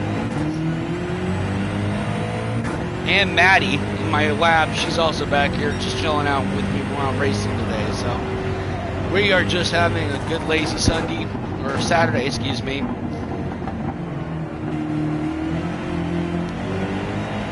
While my wife is out and about with her girlfriends, chilling out, doing their thing.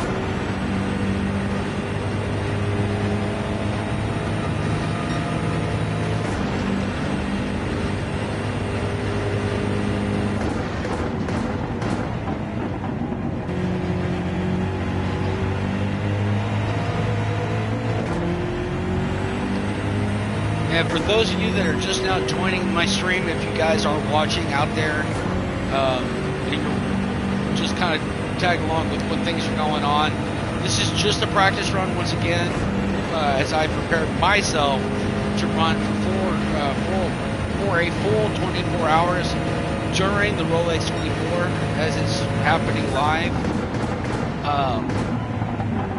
My plan was to have a webcam set up, and that way you can kind of see everything, look at the, open the cam up, have live chat, everything else going on there.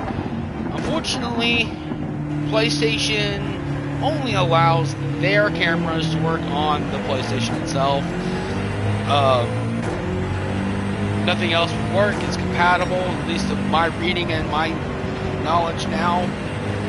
So right now, as I'm streaming purely through PlayStation attached to my YouTube account, all I can do is voice and game until I can get my hands on PlayStation 5 camera. And I have been searching their page out there at retail stores, everywhere else, and I cannot get my hands on one. So maybe if I get lucky before this next weekend as Daytona rolls off, maybe get my hands on one, but who knows. So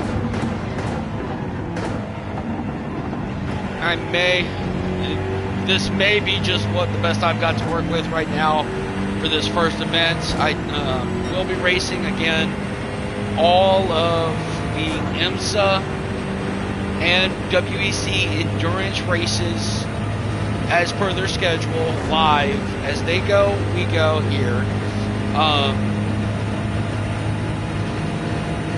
And then obviously I will be racing more online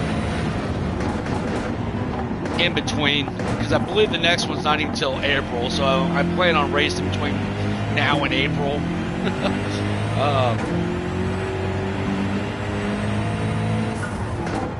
And for sure, so or between Daytona and Imola, I will be racing both, and in between. So if you want to build a party together, obviously 16 cars, looks like it's what they allow racing online. Add me on PlayStation itself with my gamer tag K9 Endurance Racer. I'm happy to race anywhere, anytime, anyway. Unless you're just mad at me and then you add me in on a Nürburgring. That is one track I get my confidence built up with, and then all of a sudden I go start bouncing off walls up and right and wrecking. So I'll still race it. I have no problem with it. I gotta learn the track some way down the road. But that is definitely the weak point, is that track.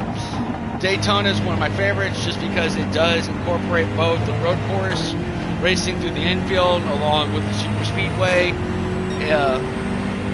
This is just a fun one to watch, especially during the Rolex 24, and once they hit that night racing. It's my favorite time to watch at any period. Once it goes dark, you get the fireworks show there at 9, 10 o'clock their time on the East Coast. About 8 hours into the race itself is when they actually shoot them off. That just may coincide, be a coincidence, but anyway, that's a special part of it, because one of the guys are going around the track at 200 miles an hour on the backstretch. They're getting their cars smacked with firework debris. It's kind of insane. But it's just a great fun race. I'd love to make it out there and experience a 24-hour race live one day. It's kind of one of those on the bucket list, along with Le Mans. I mean, anybody that plays this game or watches the racing series, you know Le Mans is on your list. It's got to be. Just the history through there, obviously. Steve McQueen's movie Le Mans has made it idolized. Ford versus Ferrari, the movie that came out with Damon and Christian Bale. You can't help it. Really shows the history of that race very well. And then obviously they bring the cars the GT40 here onto the game itself. They even put on one of the old, one of the Ferraris from that time period, and when Ford emerged into that racing spectrum there at Le Mans. But those are just bucket list items that I hope that somewhere in the future I get to go and experience live. I just can't imagine what that weekend there in Le Mans is like. There is an Amazon special that I've watched countless times that shows what the race. It's a 16 kind of docu-series on the race itself, following 6 race teams. But it breaks down kind of what all of this is like. And it's 6 episodes. And you know what? I've watched it 100 times, and I still can't tell you what the title of it is. But it shows just the whole atmosphere around these races. NASCAR is known for theirs, especially at Talladega, Daytona, as they run one's the first race of the season, and then apparently just the infield parties at Talladega are just legendary. So I can't imagine what one of these sports car series races and the atmosphere around those are, because they don't just turn left 3 hours or 4 hours.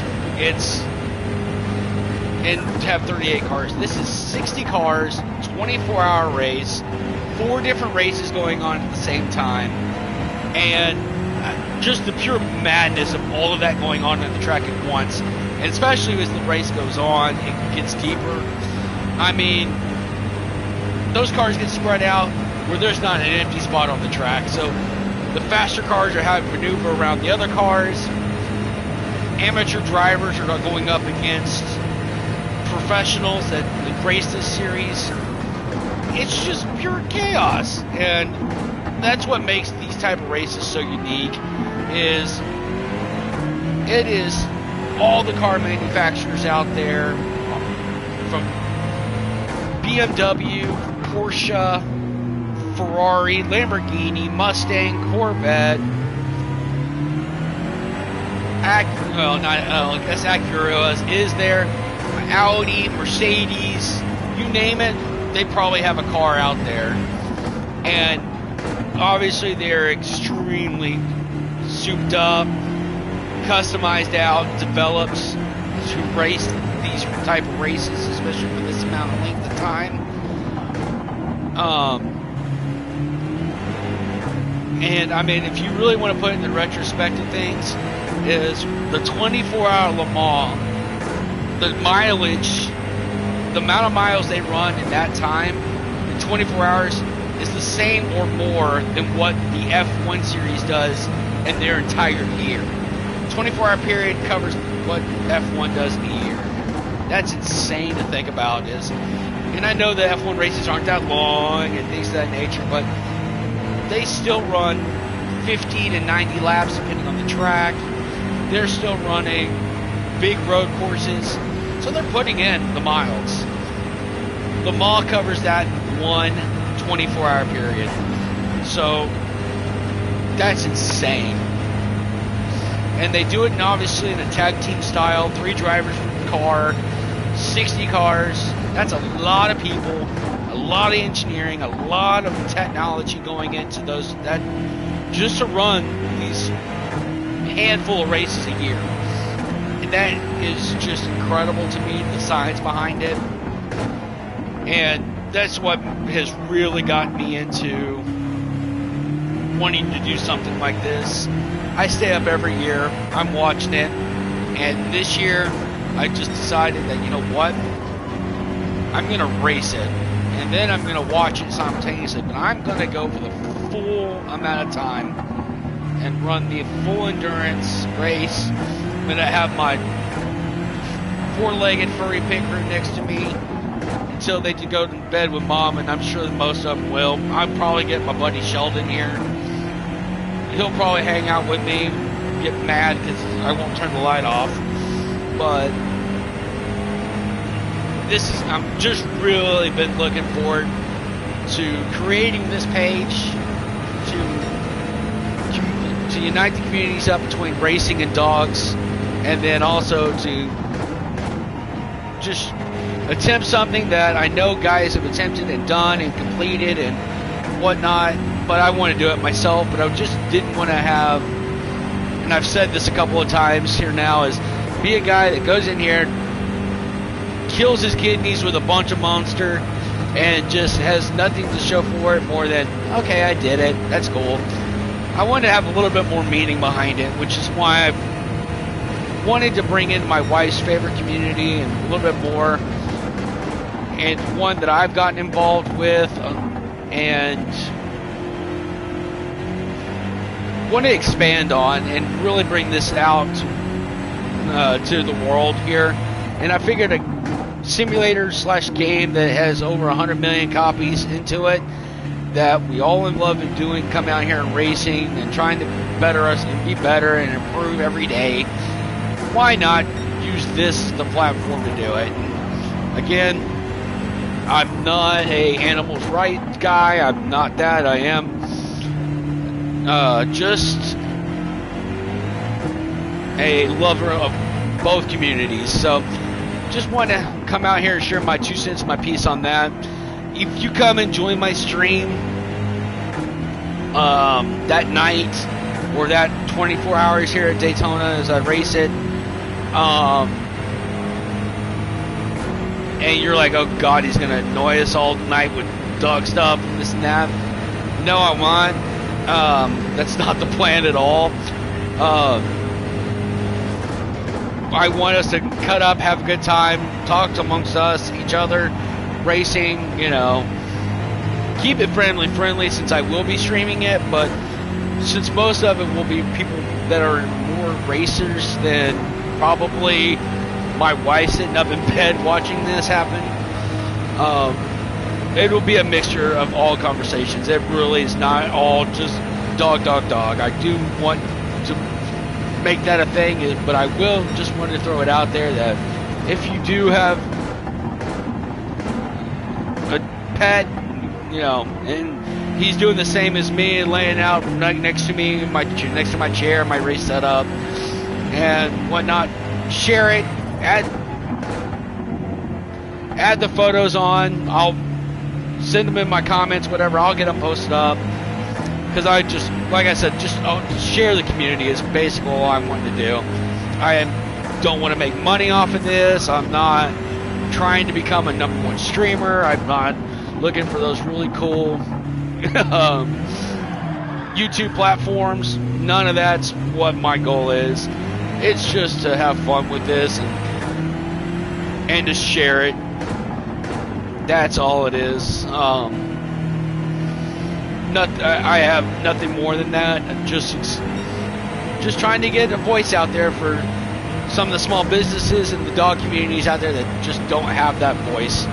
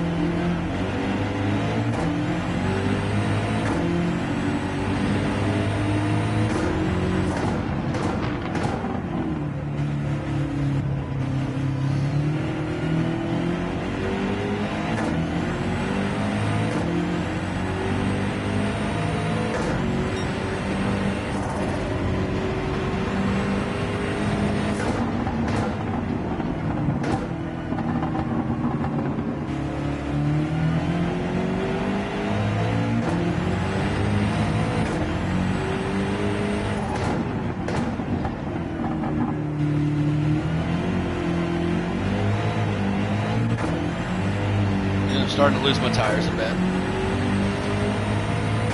Well, I'm running a double stint on my Racing Hearts here, map 1.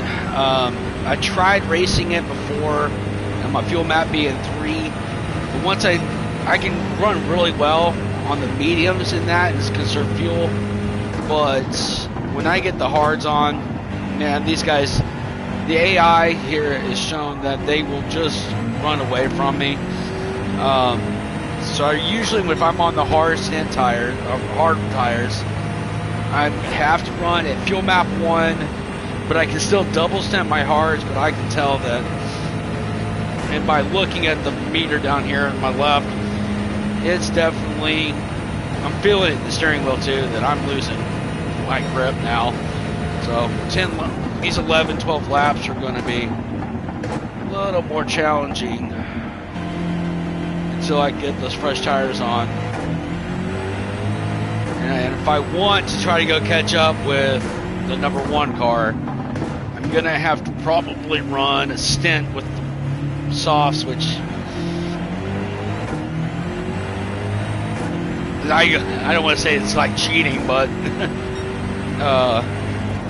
really is a tough one to deal with because they are only good for 1 fuel run. Then you're going to have to change them out. That just costs more. That's another pit, and that's just enough. That's more time off the track and more time lost to the leader. So I have to figure it out here, but I got about an hour and a half left.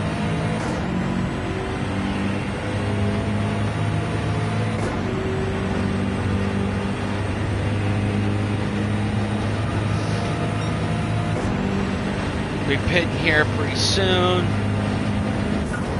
probably within the next 20 minutes, which will leave me about an hour left of race time, which usually will finish up my race. So I may one more stint with my mediums here, see how that goes, and then on that final pit stop to fuel up, run softs to finish and see if I can't go catch him.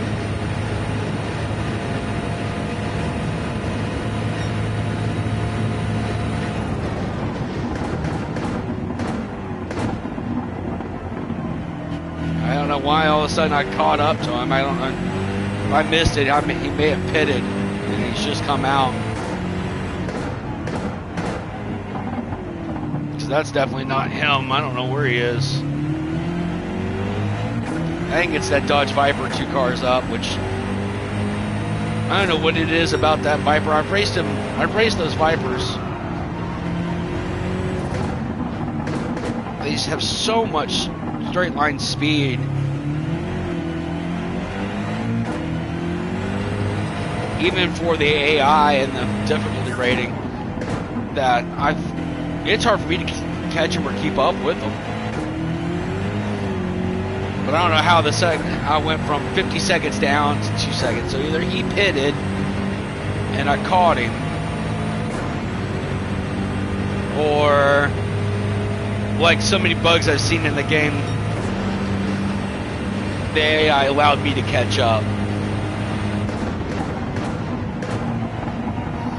With 10 laps though, he shouldn't have pit yet.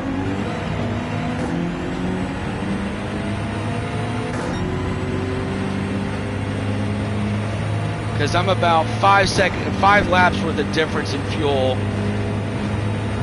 between the AI pitting and me. And I run 5 laps longer. So I don't expect him to pit until about lap 90.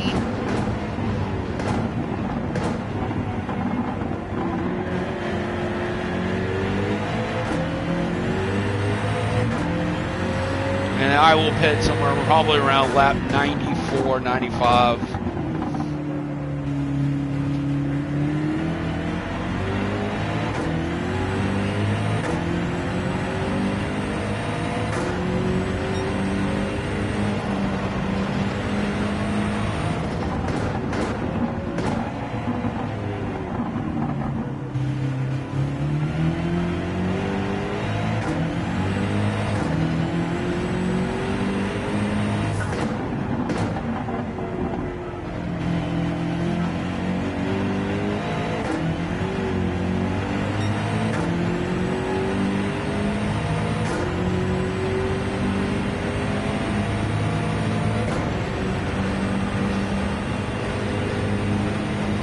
see how this plays out.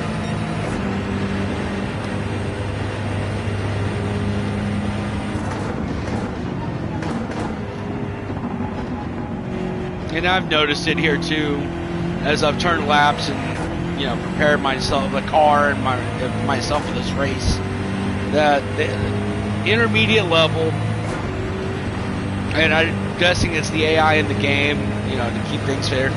Usually, what ends up happening is there's either 2 or 3 computer cars that will actually keep up and race well, then the rest of the pack is just fill in or filler. Because I think you may have noticed here that I've passed the 20th place car 4 times in the last 6 to 8 laps. It's just obviously very slow. And here I am about to lap the 3rd place car, so I don't know how this AI works. I don't know if it's a bug in the game or what the situation or how this plays out is, but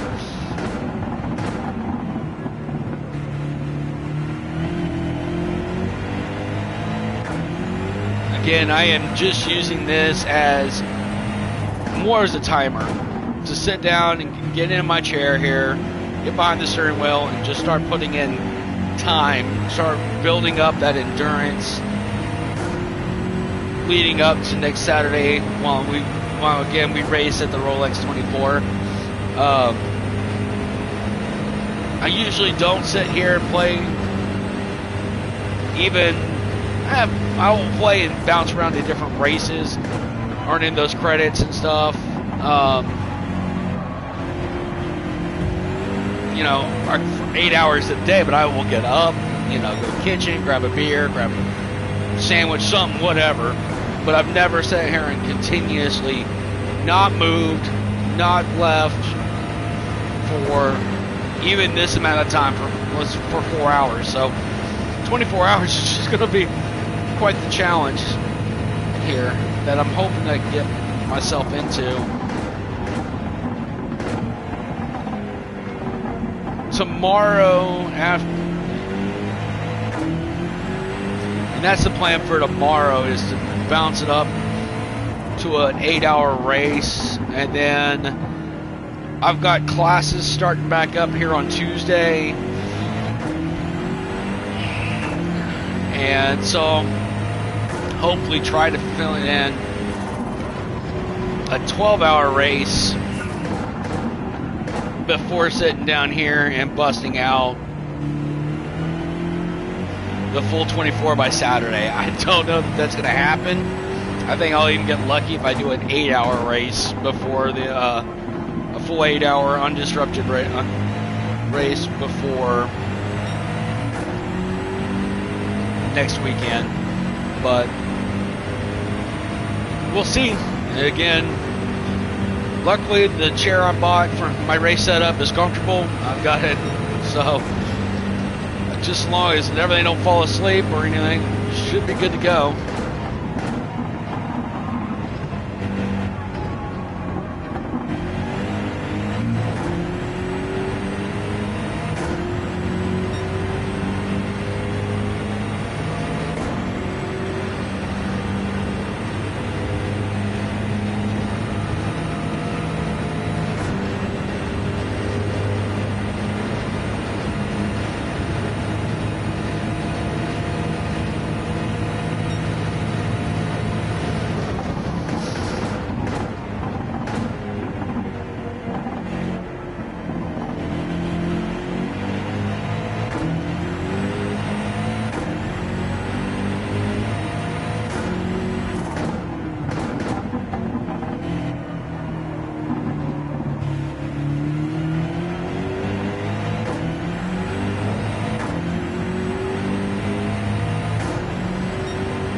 Actually might work out here, because once I get pits,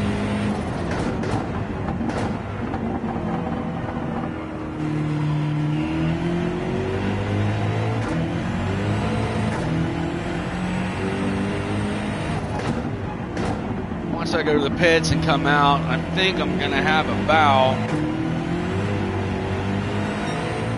I'll have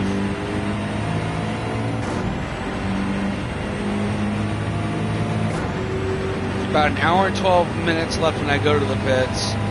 Then I'm gonna run another. I'll have 12 minutes left in the race when I go to make my final pit stop. So then maybe 12 minutes of softs. Just depends on where I'm at, how the race plays out. But then I should be making my last pit for the last 12 laps or 12 minutes, which is really comes down to another 24 laps. So less than a fuel run.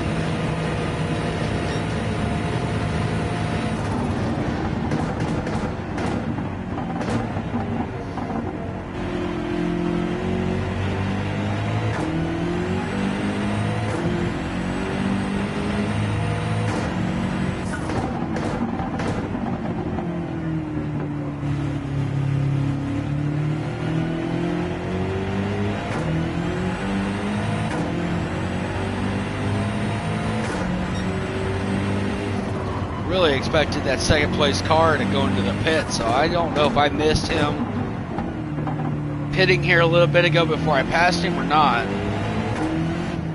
But I thought he would do it last lap. Let's see if he goes in this time when we go by.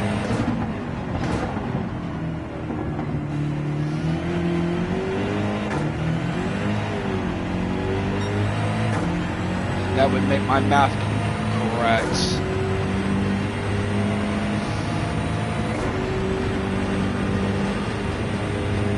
Maybe I can get away from him a little bit, but my tires, especially my right sides, are getting a little worn out. I don't know how much running I'll do once he gets his fresh tires on.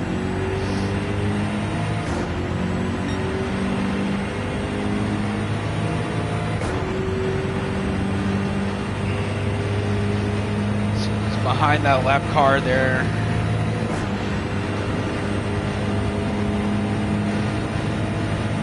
Sort of reason I'm running away from him.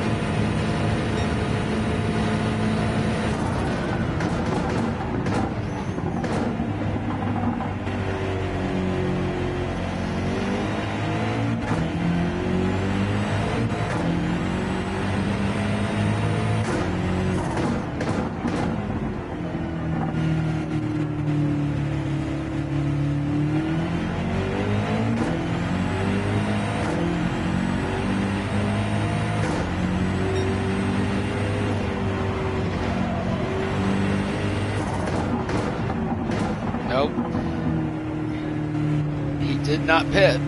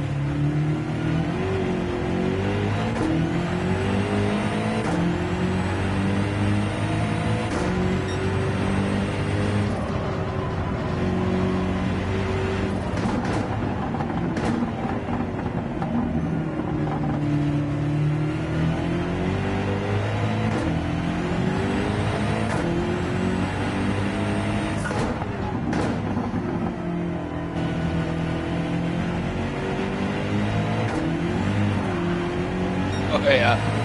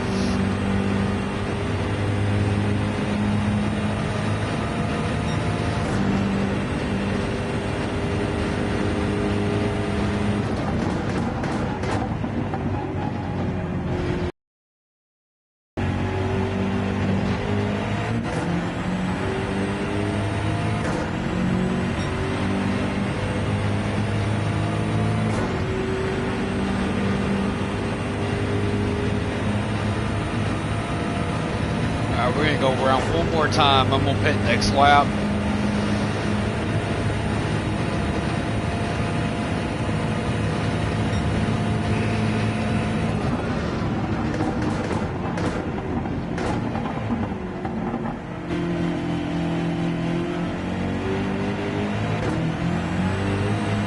I'm curious to see if he actually follows me in.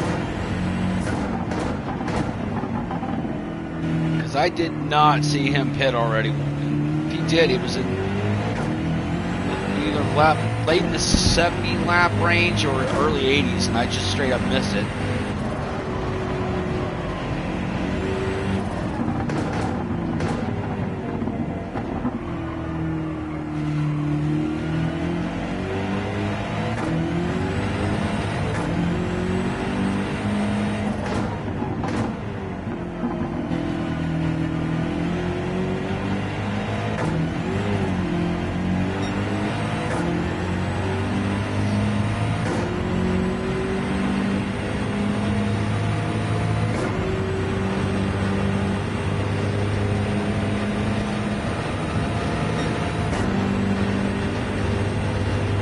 Catching up to him, man, that's for sure. But if he had pit in those fresh tires due to the game physics, when I tell you guys, this game doesn't mess around, you should have caught up to me and passed me, not me pass him. So that's what's got me puzzled, is that I went from 50 seconds down to 2 seconds and passing him within just what seemed like a couple of laps. So I don't know, I'm not sure what happened there.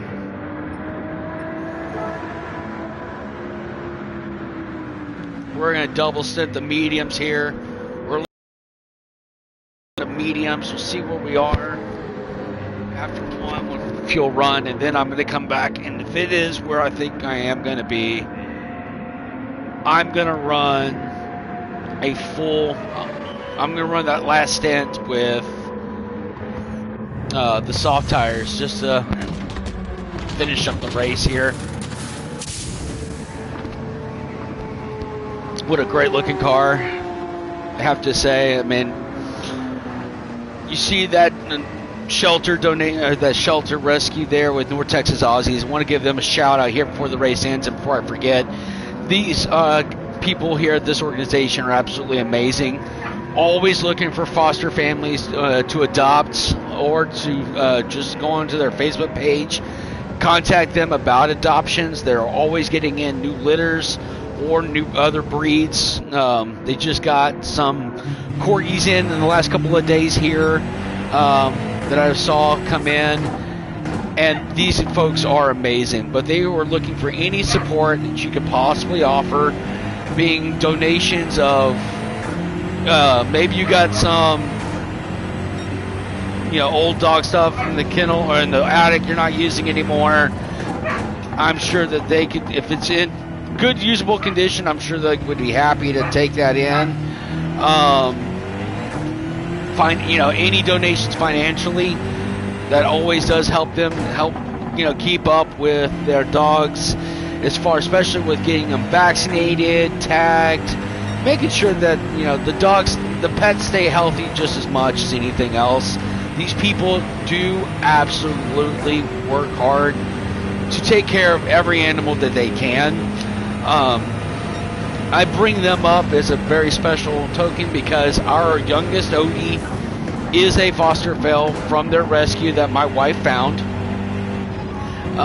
He was part of the Garfield litter, and they so happened that we got Odie out of that. And, well, too great of a name and a good story to come in, and so we left it as Odie, didn't change his name again, and we'll say that we foster failed because of me.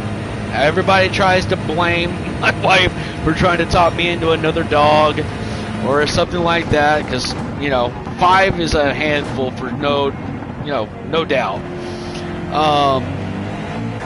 But this was my call, my to do it. She is not to blame here, even though everybody tries to.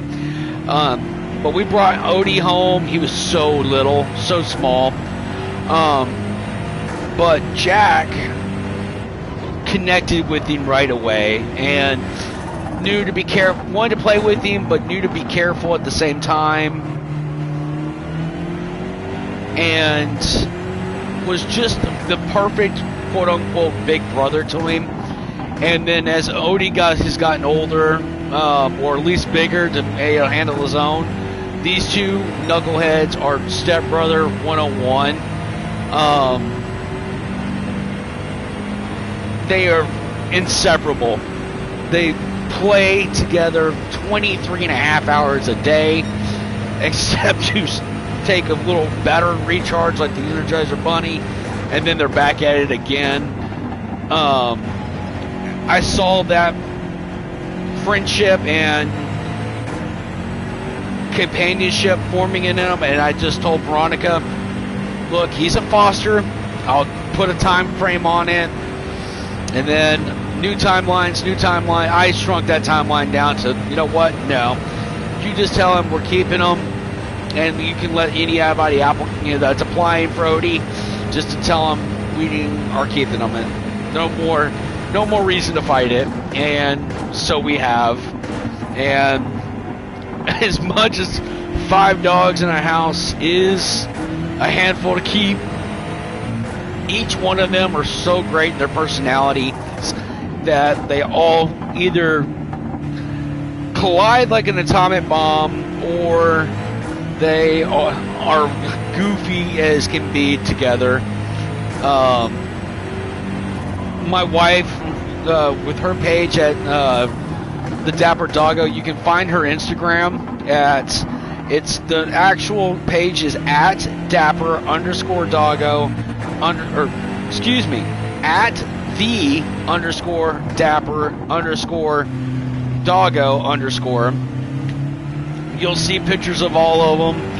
She's got different bandanas for them that she's made up, and gets out here on these events. It's hilarious.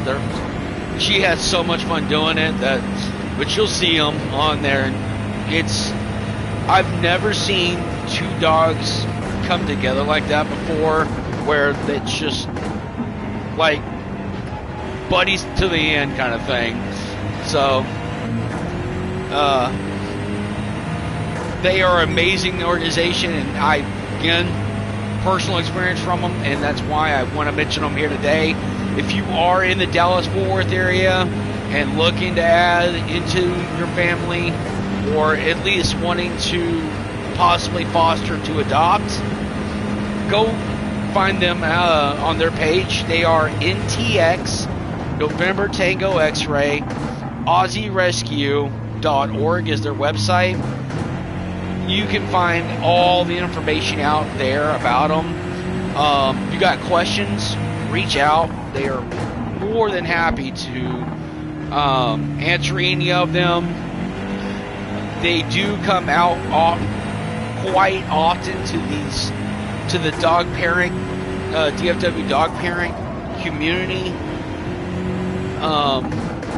outings. They are also at vendor events that my wife and I follow, especially at any of the dog events, especially at the ones that we do at Uptown Pup in downtown Dallas. Reach out if you are wanting to look into that sort of thing. Their staff will be more than happy to work with you and help you out with any questions that they can.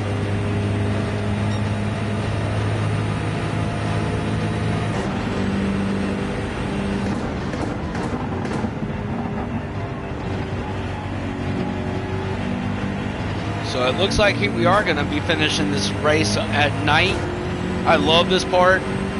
If you started watching the page earlier and check back in, and you don't know how this goes, it does change. Where in old video games, you never saw it change. It was always daylight, or always this, or always that. It did not change with the actual time of day. This does. This changes 100%. I have the time setting it and the ability to do that. But when it actually gets really dark here in a little bit is where it gets really cool. Because you'll see the infield, that Ferris wheel right there, light up into all its different colors. I don't know if the custom race shows the fireworks after dark or not. I'm not sure about that. And then you're going to see the headlights from all the cars on the track. It just starts looking really neat. And like I said, it's even cooler watching the live race. And that's what makes me love it so dang much. Is it just looks so cool, and it's like you'd give anything to want to be out there with a car driving it, even though it's probably just ridiculous with all the brake lights, headlights, the blinking lights you see. As you can look at my RPM gauge on my right hand side, you see where it's got the headlight symbol. You'll see those the faster cars coming by, flashing the slower ones, get them out of the way in advance so they don't slow them down too much. But it just gets bonkers. And Le Mans is that race when they get out there outside of the track and onto the road, the actual streets and roads, when they're going down the Mulsanne Straight 200 miles an hour plus, it's dark. It's crazy. I can't imagine all of those things that the drivers are having to deal with when they're wide awake, much less, you know, maybe after a couple 2-3 hour nap, some food, and then they're back in the car doing it again. And I mean, like I said, that first stint probably is pure adrenaline, excitement. But then that second, maybe third stint that they do is just got to be pure racer mentality. And you just got to be on another level to be a part of that and to race it. And again, anybody, I don't want to say anybody because that's shorting them out, but you could go out to a track and race in circles for a few hours. Now, can you do it inches apart with 38 other people like you in there? No, not everybody can do that. That's insanity in its own right with NASCAR. And then the aerodynamics and science behind those cars are just insane. But this race right here is just you want to put Controlled Chaos into a inspirational poster type thing. It's these type of races right here, because you're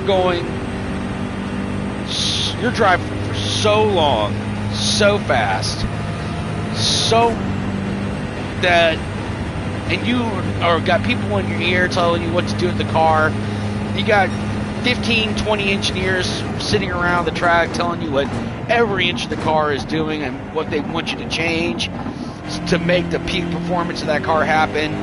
There's just so much going on off the track that just gets undervalued because of what's going on the track. That's what makes this sort of race impressive and historic and bonkers.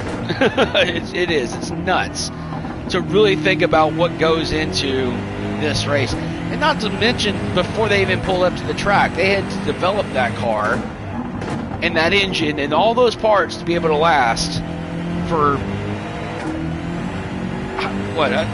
for 24 hours. And that's some 3,000 plus miles at 7,000, 8,000, 9,000 RPMs. I mean, that's a lot of stress on an engine. That's a lot of stress.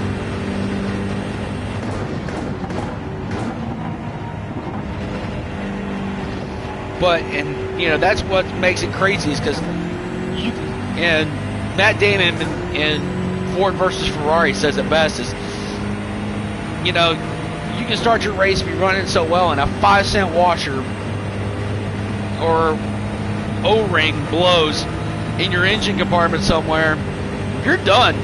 That's it. Everything else could have been perfect. A 5-cent, 10-cent piece can cause you for your entire race to come to a halt, and you're done. All that work, all of that testing, all of the building, everything that comes into these races, and one little thing goes wrong, and you're out of the race.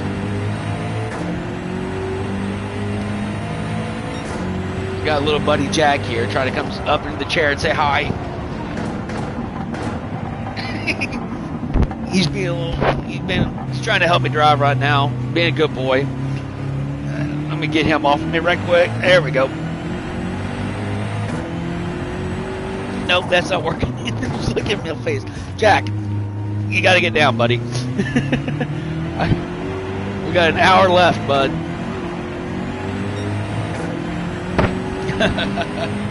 Silly guys. We got Odie over here now. Luca's looking at me. Sheldon's at my feet. You can hear him in the background, I'm sure.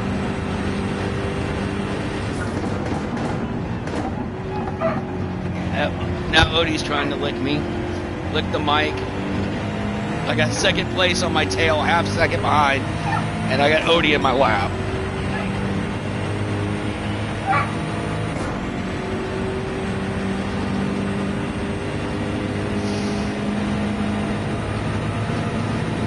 There we go. Alright, they said hi to me enough. I guess they may need to go outside here.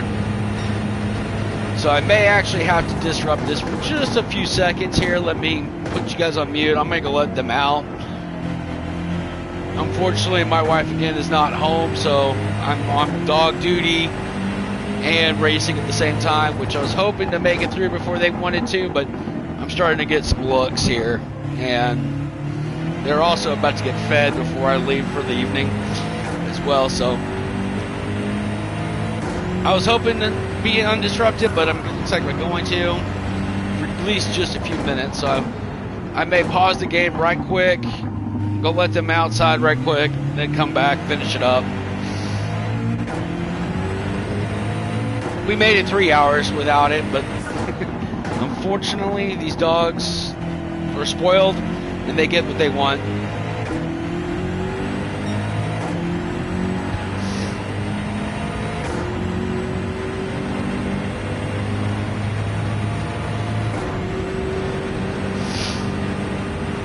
And plus I don't want to have to clean up the house if I'm right.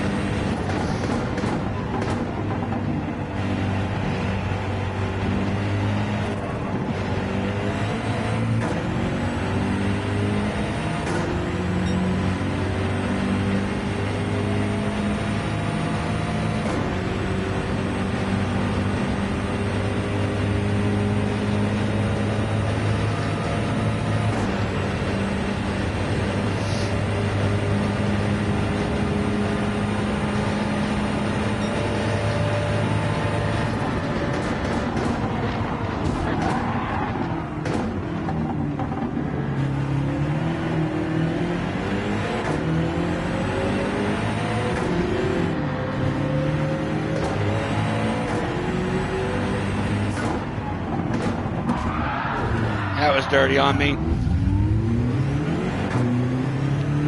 But they're also lap cars and should have been letting me by. So we shouldn't have been fighting that hard.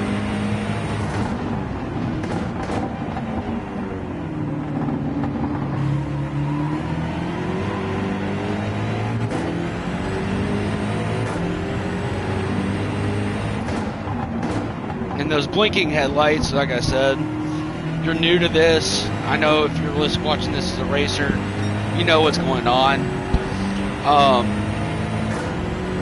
When the blue, you'll see the blue lights or flags on the side, on the outside the pit wall or outside the race walls or anything of that nature.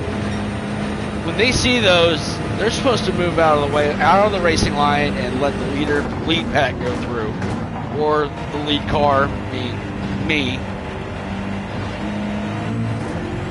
and then continue racing after that. You'll see that blue flag up with that guy with the tower and that blue light there on the outside of the wall. That indicates to the car in front of them that they are about to be lapped and they need to move out of the way of the faster traffic. Well, so that's a bug that they do fight here in this game is they don't do that all the time.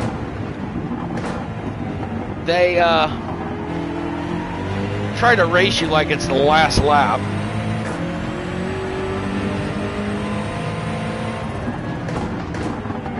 Like this guy here. Now once I pass him, he'll slow down, and it's like the game corrects itself once you get past him. But leading up to the pass, it's like they're racing you to win. Even though I'm pretty sure I've got that car down 2 or 3 good laps right now.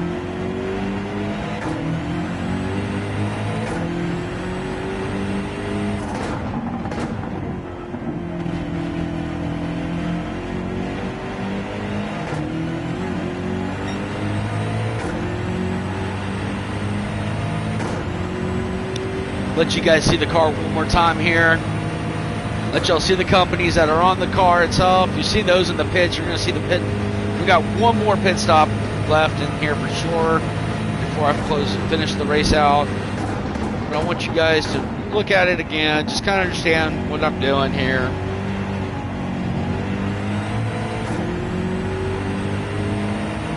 And then, like I said, just go take a look at those pages with those organizations, and just give them a follow, give them a like, give them some support, anything you can for them. This is a really good group. I know I've said that repeatedly, but it still doesn't do them justice. These I can't praise these folks enough. Most of these are people that I didn't know a year ago. I didn't even really know them months ago. It's just one of those things is that through the community itself, being in the same places at the same time, the way V really does reach out is being a part of the community. I am totally second seat on that one. This is my wife's doing. I give her full props for that, but I am so glad that she's done it for herself and then that I get to be a part of it.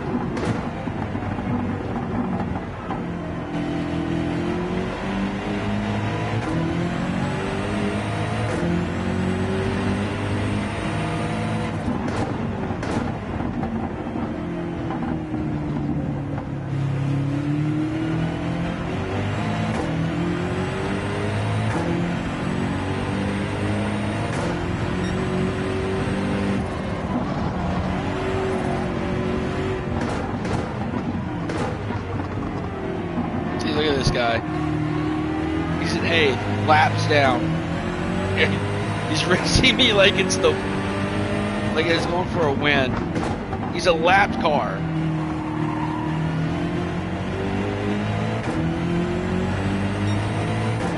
It's so funny to me.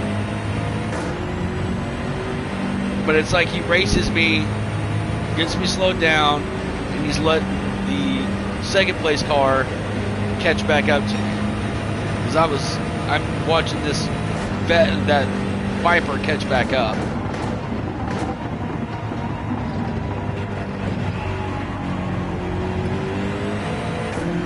So then I can do a choice here. I can turn my fuel map up to 1 and go full power on my mediums, knowing already that I'm going to go to softs the last stint.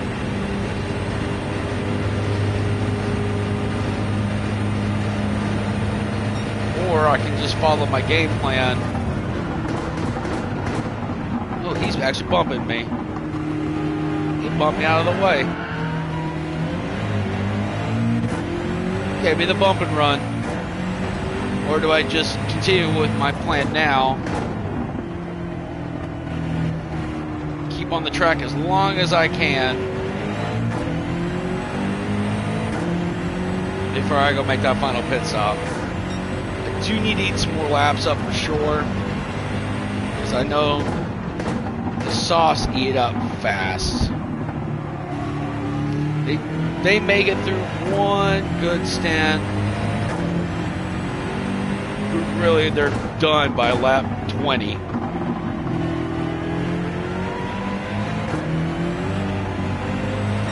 You just lose all advantage of the soft tire by about lap, and I think it's about lap 20 usually. And then you're just holding on so you can go get new tires.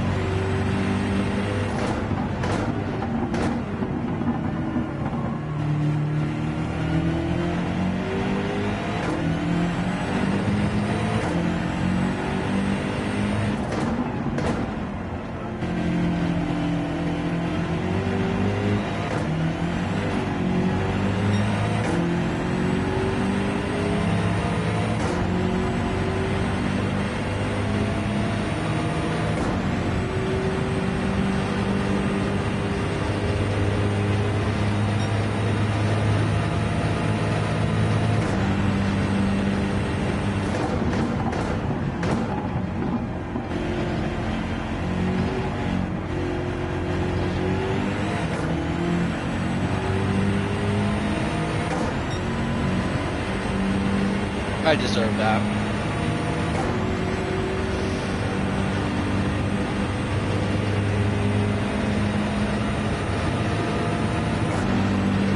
Alright, well, with 45 minutes left here in the race, I just wanted to repeat this again here. If you can catch on to the race here later on, or check this channel out. This was just a quick 4-hour practice race, just to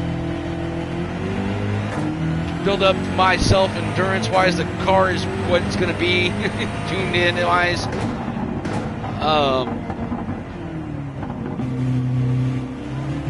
But I am just working and building myself up for chair time up to the 24 hours race there at Daytona coming up this next weekend with the Rolex 24. If you do stumble across this page, or you do end up subscribing and want to join in on the race, just to make sure I get you a spot opened up, come add my gamer tag, K9 Endurance Racer, on PlayStation. I'll add you on, and then I will send the invite out. On Saturday, we will race simultaneously with the real live race on TV. I will open the room up at 10 a.m. Saturday morning. That's 2 hours before race time. Let everybody practice, get your cars built up, and tuned in, and then qualify out. That way we can go green flag with the race itself as it happens on TV. That way we can start with them, and then we should finish with them at the same time. I will, just for the race settings, I keep it pretty relaxed. it will be no BOP. Bring what you got. I'm probably going to end up, just to keep the racing fun, GTR3 cars only. GT3 cars only.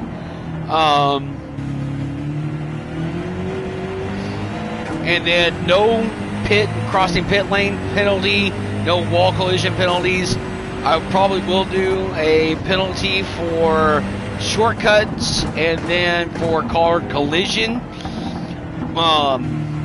And just to keep the racing going on the track, not really pits, we're going to do a 1-to-1 ratio for 24 hours. I'm not multiplying it where it makes us pit more and more. That's boring, and it'll get monotonous because you're going to get in the middle of a good run. You're going to be in a good battle, and then you have to pit every 15, 20 laps. That's not racing. That's not fun. I get pits are part of it, but that's not me. I want to race on the track. You have to go to pits as least as possible.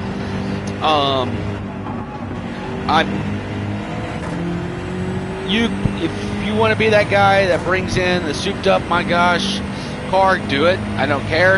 Again, good for you if you win. But I'm gonna let you run what you got.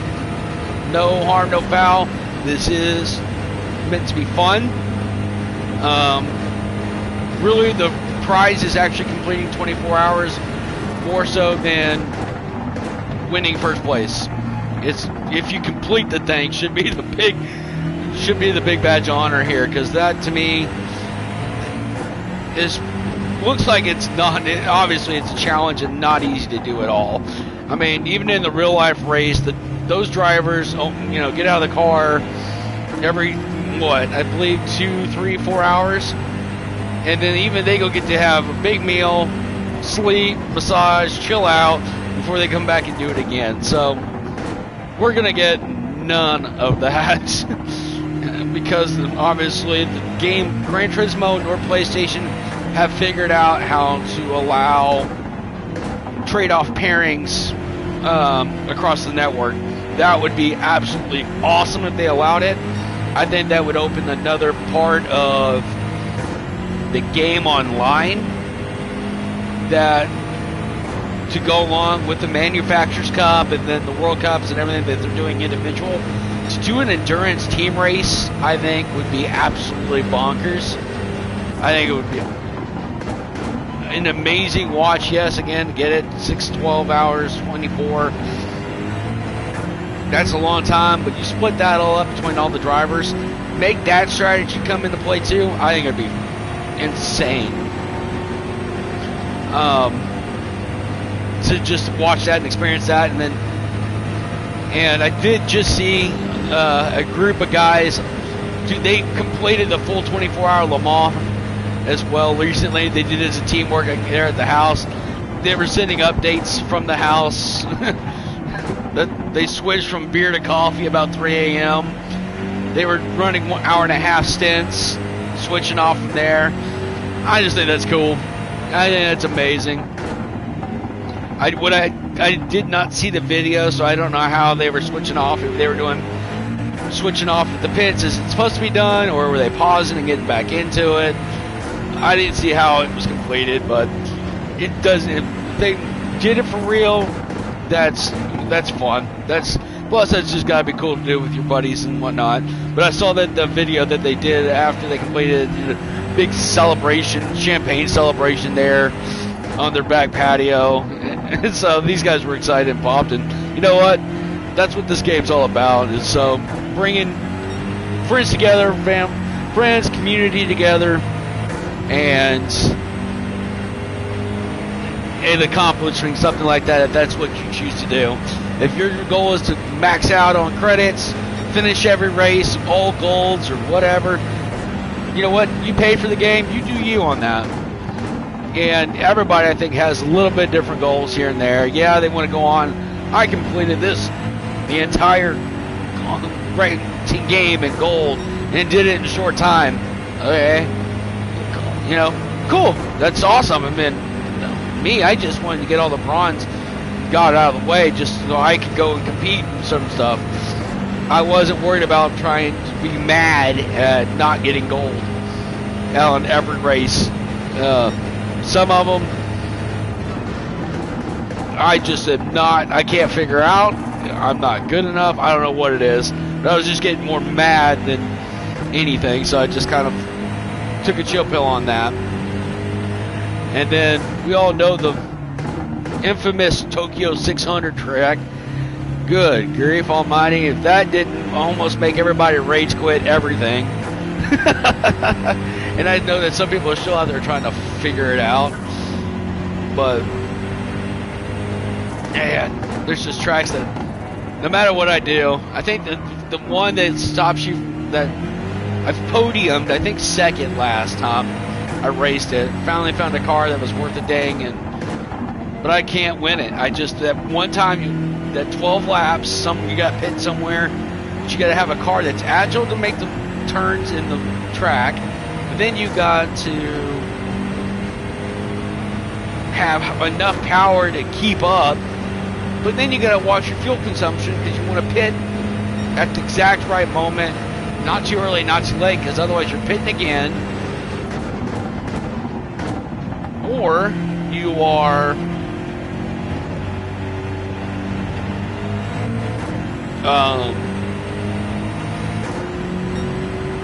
or pit too late, and then you're just never going to be able to come out of the pits and catch back up. So it's an evil cycle. And I figured out and got lucky enough one cycle of races that I finished second. I went from 12th to second. And I was like, okay, well, you know what? It's never going to stay 100% there on that track or on those set of races. But that's just how that's going to have to be for now, because I can't figure out where they're at with that.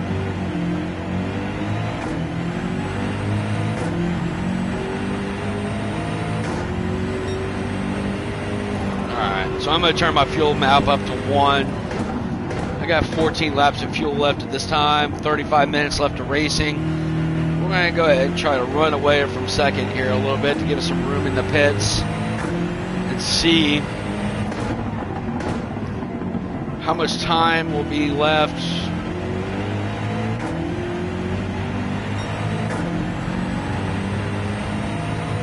It's either passing back or to be ahead of him and finish the race out.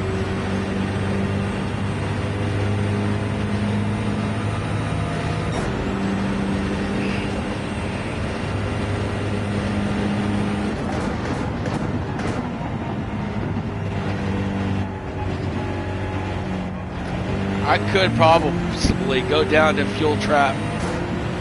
I could probably bring the map to 6 and not have to pit again. It'll be really close. And I'm looking at about 28, having to pit around with 28 in 28 more minutes, 26 more minutes. Which is going to bring me less than about 8 minutes left in the race, which at least I'll have, or I can probably short pit it to give myself time.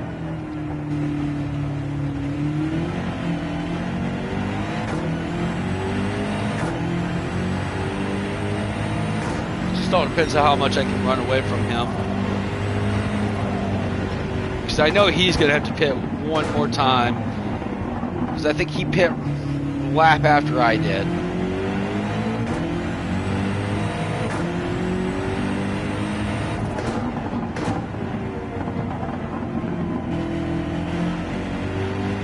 But if I know the AI, he's only going to pit to have enough fuel to cover till the end, so it won't be one of the normal length pit stops.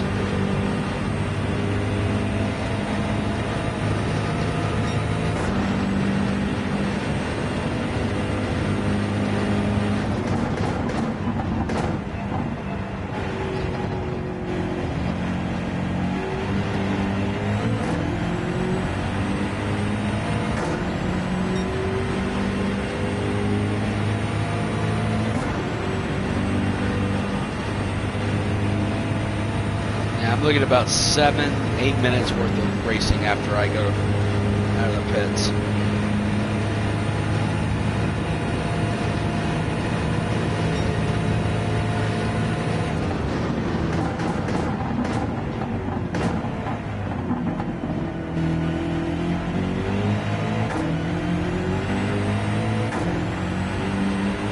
About 15 laps of racing, I think, left.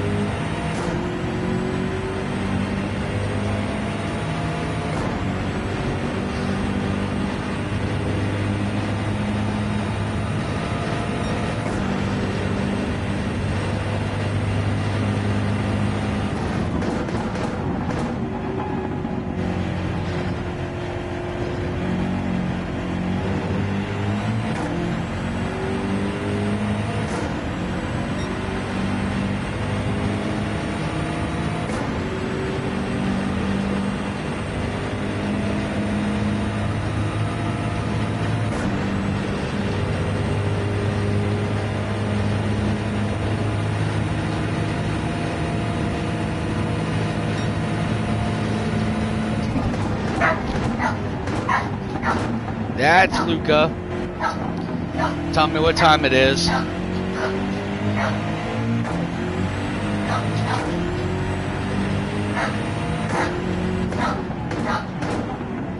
Yep, it's time to go outside and it's time to eat. That's the two. That's the barking I'm getting right now.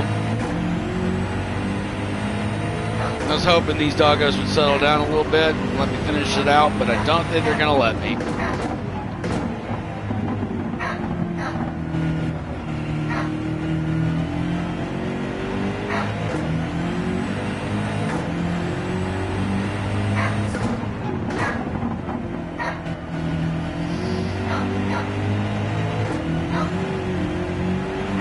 Yep. Alright guys, so I'm going to have to go pause this because that barking is not going to stop until I let him out. So, I know we made it 3.5 hours without disruption, so that's pretty good in my book.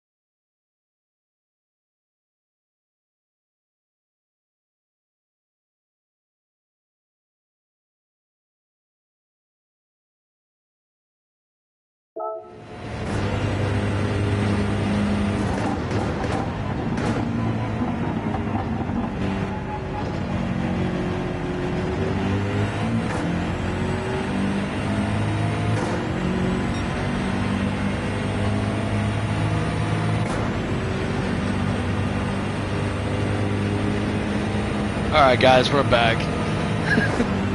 Yeah, I had to go do it, and I was really hoping to make it for just that 30 more minutes, but Luca was not having it, so appreciate y'all being patient here with me.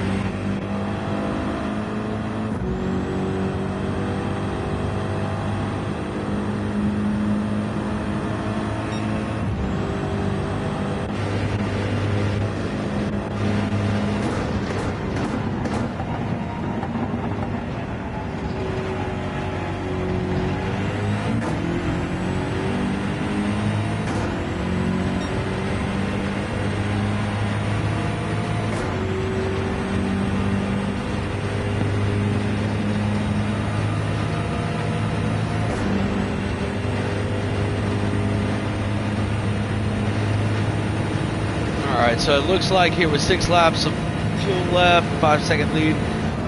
Not gonna run away from Freytag like I thought I was going to. So it looks like I've got, be heading into the pits here. Looks like about 10 minutes of racing left is what I'm going to be having when I come out, when I finish this fuel run plus the pit stop. We'll see when he pits. He pitted last round somewhere in the 90s with me and pitted a lap later, so we'll see what the AI or the game does as far as when he will pit his last pit. My plan here for just this particular race is I'm probably going to go race offs and just go full out. I should be even, I know I'll be fine on fuel.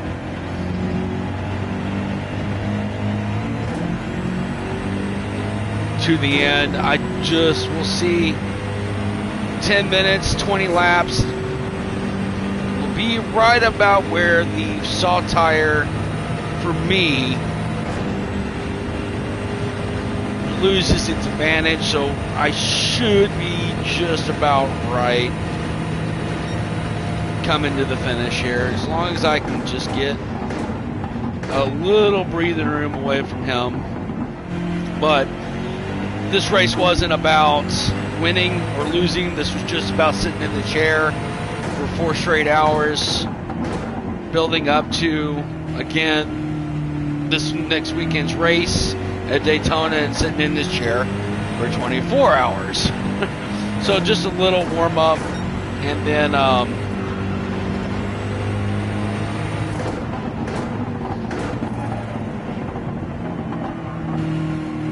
I'm also running my 24-hour setup, not a shorter setup, so I don't know if AI or the game itself reconfigured itself for a 4-hour race or not. This is just where we are with just less than 20 minutes left in the race, so we'll find out how this finishes out, but it's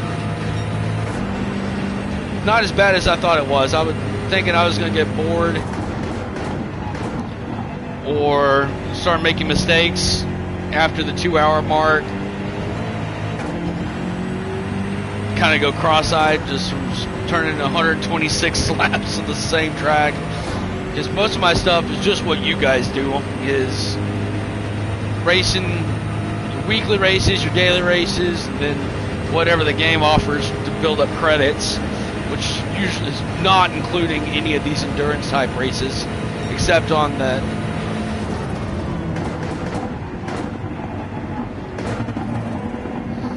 except for the ones that they offer there now with the DLC. So, which I've been having fun with, but I'm stuck right now. I think it's on the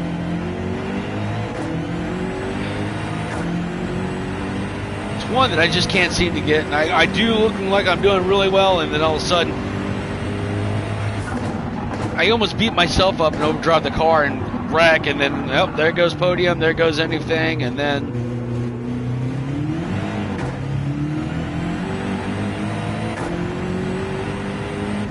so I just can't seem to get past it.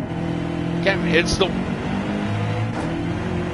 one off to the center left of that. I can't remember which group it is right now.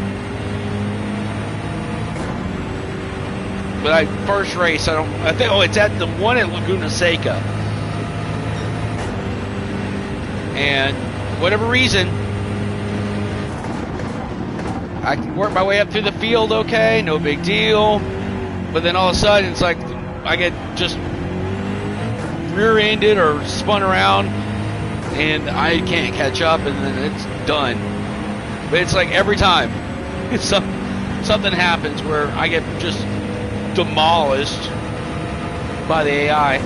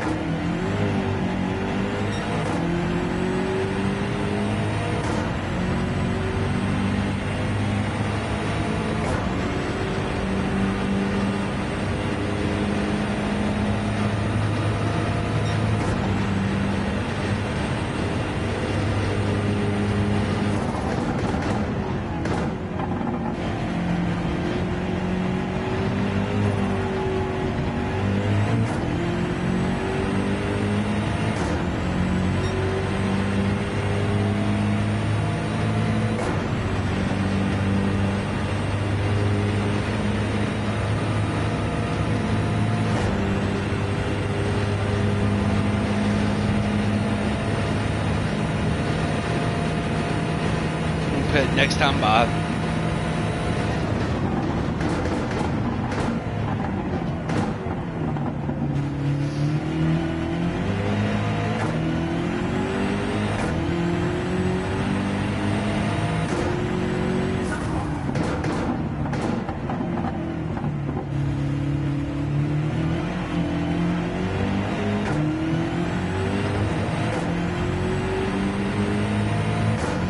So there he goes.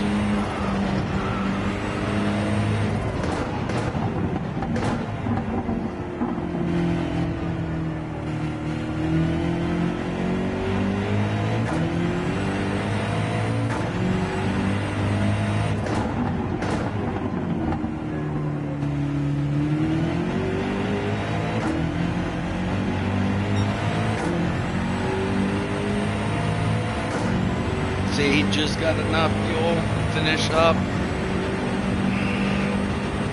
This is my dilemma now. Because I didn't run away far enough from him. Do I switch to the sauce? Take longer in the pits, or do I just go get fuel and finish this out? For the win.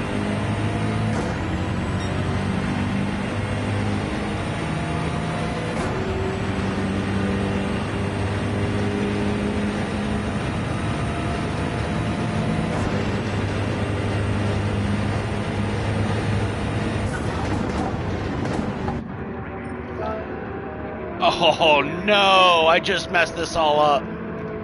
Whatever. Oh, that's not good. That's not good at all. Ah! 3 hours and 45 minutes into a race, into my last stop, and I accidentally hit the intermediate button. That's awesome. That's going to end this race well.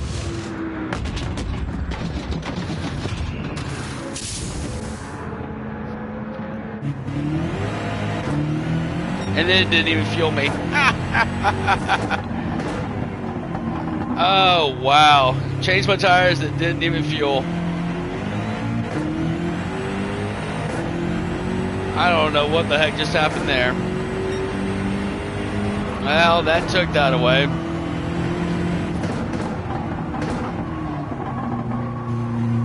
Oh, well.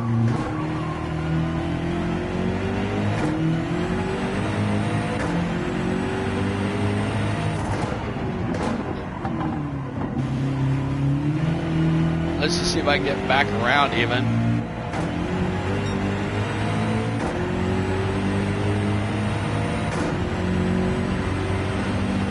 Oh, that's rough. And then somehow it puts me back in the lead by 3 seconds. I don't understand. He passed me in the pits. It didn't refuel me. Gave me 3 seconds back on him.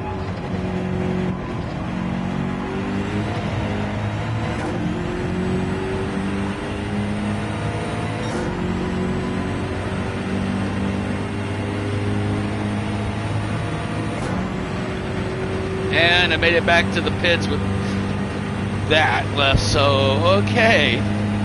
Let's guess in a messed up way. We're going to try this to finish this time. Soft fuel.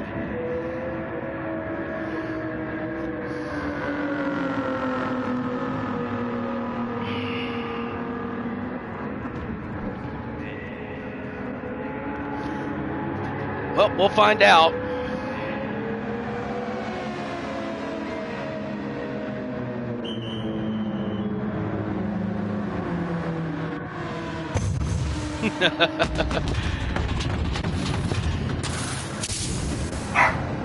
Alright, there it goes. Now it's refueling. I was like, what the heck?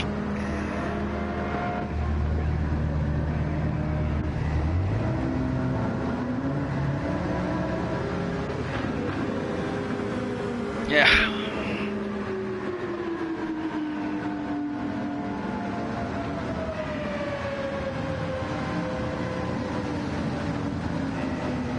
I'm gonna do full tank just so I can run at level 1 and keep going on it.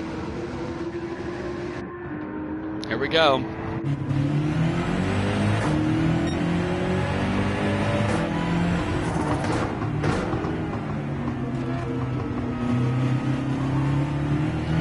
Like I said, about 10 minutes of racing left, so now it's all out.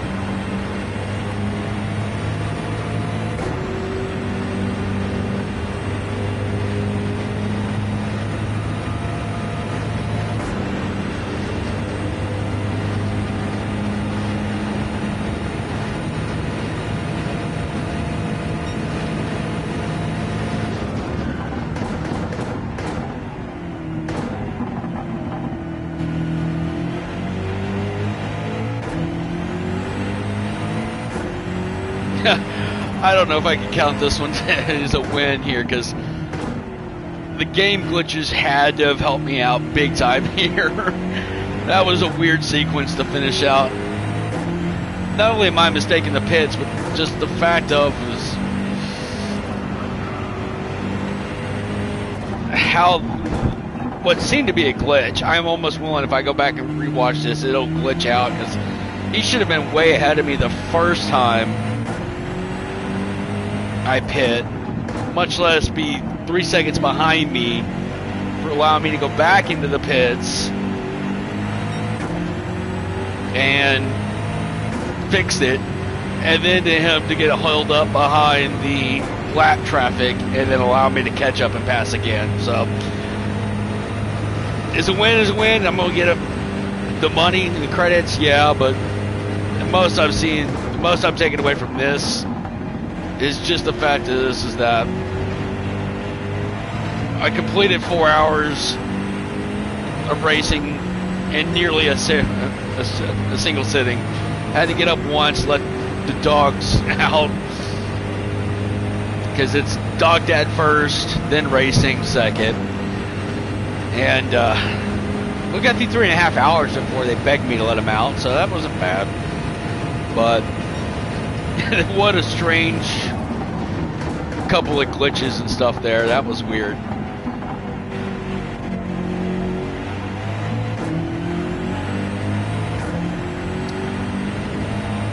Funny part is, as soon as this crosses over to the fourth hour, I'm only 1/6 of the way through the race that I'll be doing on Saturday. And just as I finish up here, guys, my buddies have been texting me. You guys have really been checking out the page, watching the video, chiming in today, and I really, really, really appreciate that. As I go in here, enjoy my racing, and then opening it up and sharing stories about the dog community here in the Dallas-Fort Worth area. Hit me up if you are in the area and are interested, or if you just want to get on here and race. Then add me on PlayStation, add my gamer tag, and I'll be happy to come in and race with you, have some fun. That's all what it's about. If you are interested in racing, once again here while we're finishing up one last time, the 24-hour events here with simultaneous with Rolex 24 on Saturday. What my plan is to open the room up at 10 o'clock a.m. Central Time, 11 o'clock Eastern. And what it is that allow everybody to come in, set up your tunes, practice, qualify, whatever you want to do. It is going to be a GT3 race, no BOP, so bring what you got. I don't care anything on that. I will also be setting it up for no penalties on pit lane. I will be doing no wall collision penalties, but I will set it up for the car collision one, and then also the shortcut penalties. I will probably turn those up for car damage to keep it more realistic to a point, but I've been a part and a victim of the pit lane penalty one. It's not cool that you're getting a penalty when it's an automation exit, so yeah. Not going to have that ruin a race. Also, I will set up the tires and fuel consumption at 1:1, so that more of the racing is done on the track than in the pit lane. That's just not fun to me. I don't see any reason to do it. You're already running long enough, so why would we want to make it where races you're going to have to pit 50 times, whatever. Now, if you set your car up and have to do that, that's on you, but I'm just not going to up that ante. So this is going to be as close to the real thing as I think I can get it, without it being the real thing and without some of the game getting in the way, per se. With that being said, again, 10 a.m. room opens. I will have a TV set up here in my room so I can watch it along with us racing. And I will hit the green flag on our race as close as I can to the green flag on TV. That way, we can start at the same time, and I think what the cool part is that anybody that actually does stick around, survive the 24 hours, will finish at the same time. And if anybody out there is skeptical about joining up with us on this, I will be turning off the pause where you can pause it and it will race for you. The only thing is I do not know how long it will allow you to race on pause, or does it pit for you under that as well. So if you guys need to come and go, take a break, it's up to you. Again, all I'm doing this for is to have a good time that weekend, and then also to see if I can even survive 24 hours racing that weekend. So that is the plan. This is the final lap coming around here to the backstretch. I want to thank you all, everybody once again for at least tuning in to come check out and see at least what the heck I was doing. Probably commenting on how much, this guy needs to practice. You're right, I do. And thanks for at least stopping by. If you guys want to join again, come find me on the PlayStation Network. Add my gamer tag in. I'll come race any race you want to with you anytime. Mostly on the weekends, because I will be starting back to class here on Tuesday. But other than that, hey, look at me go. You guys have a great rest of your weekend, great evening, and we'll say bye for now. And for all the racers out there, just remember, you can't win from the pits.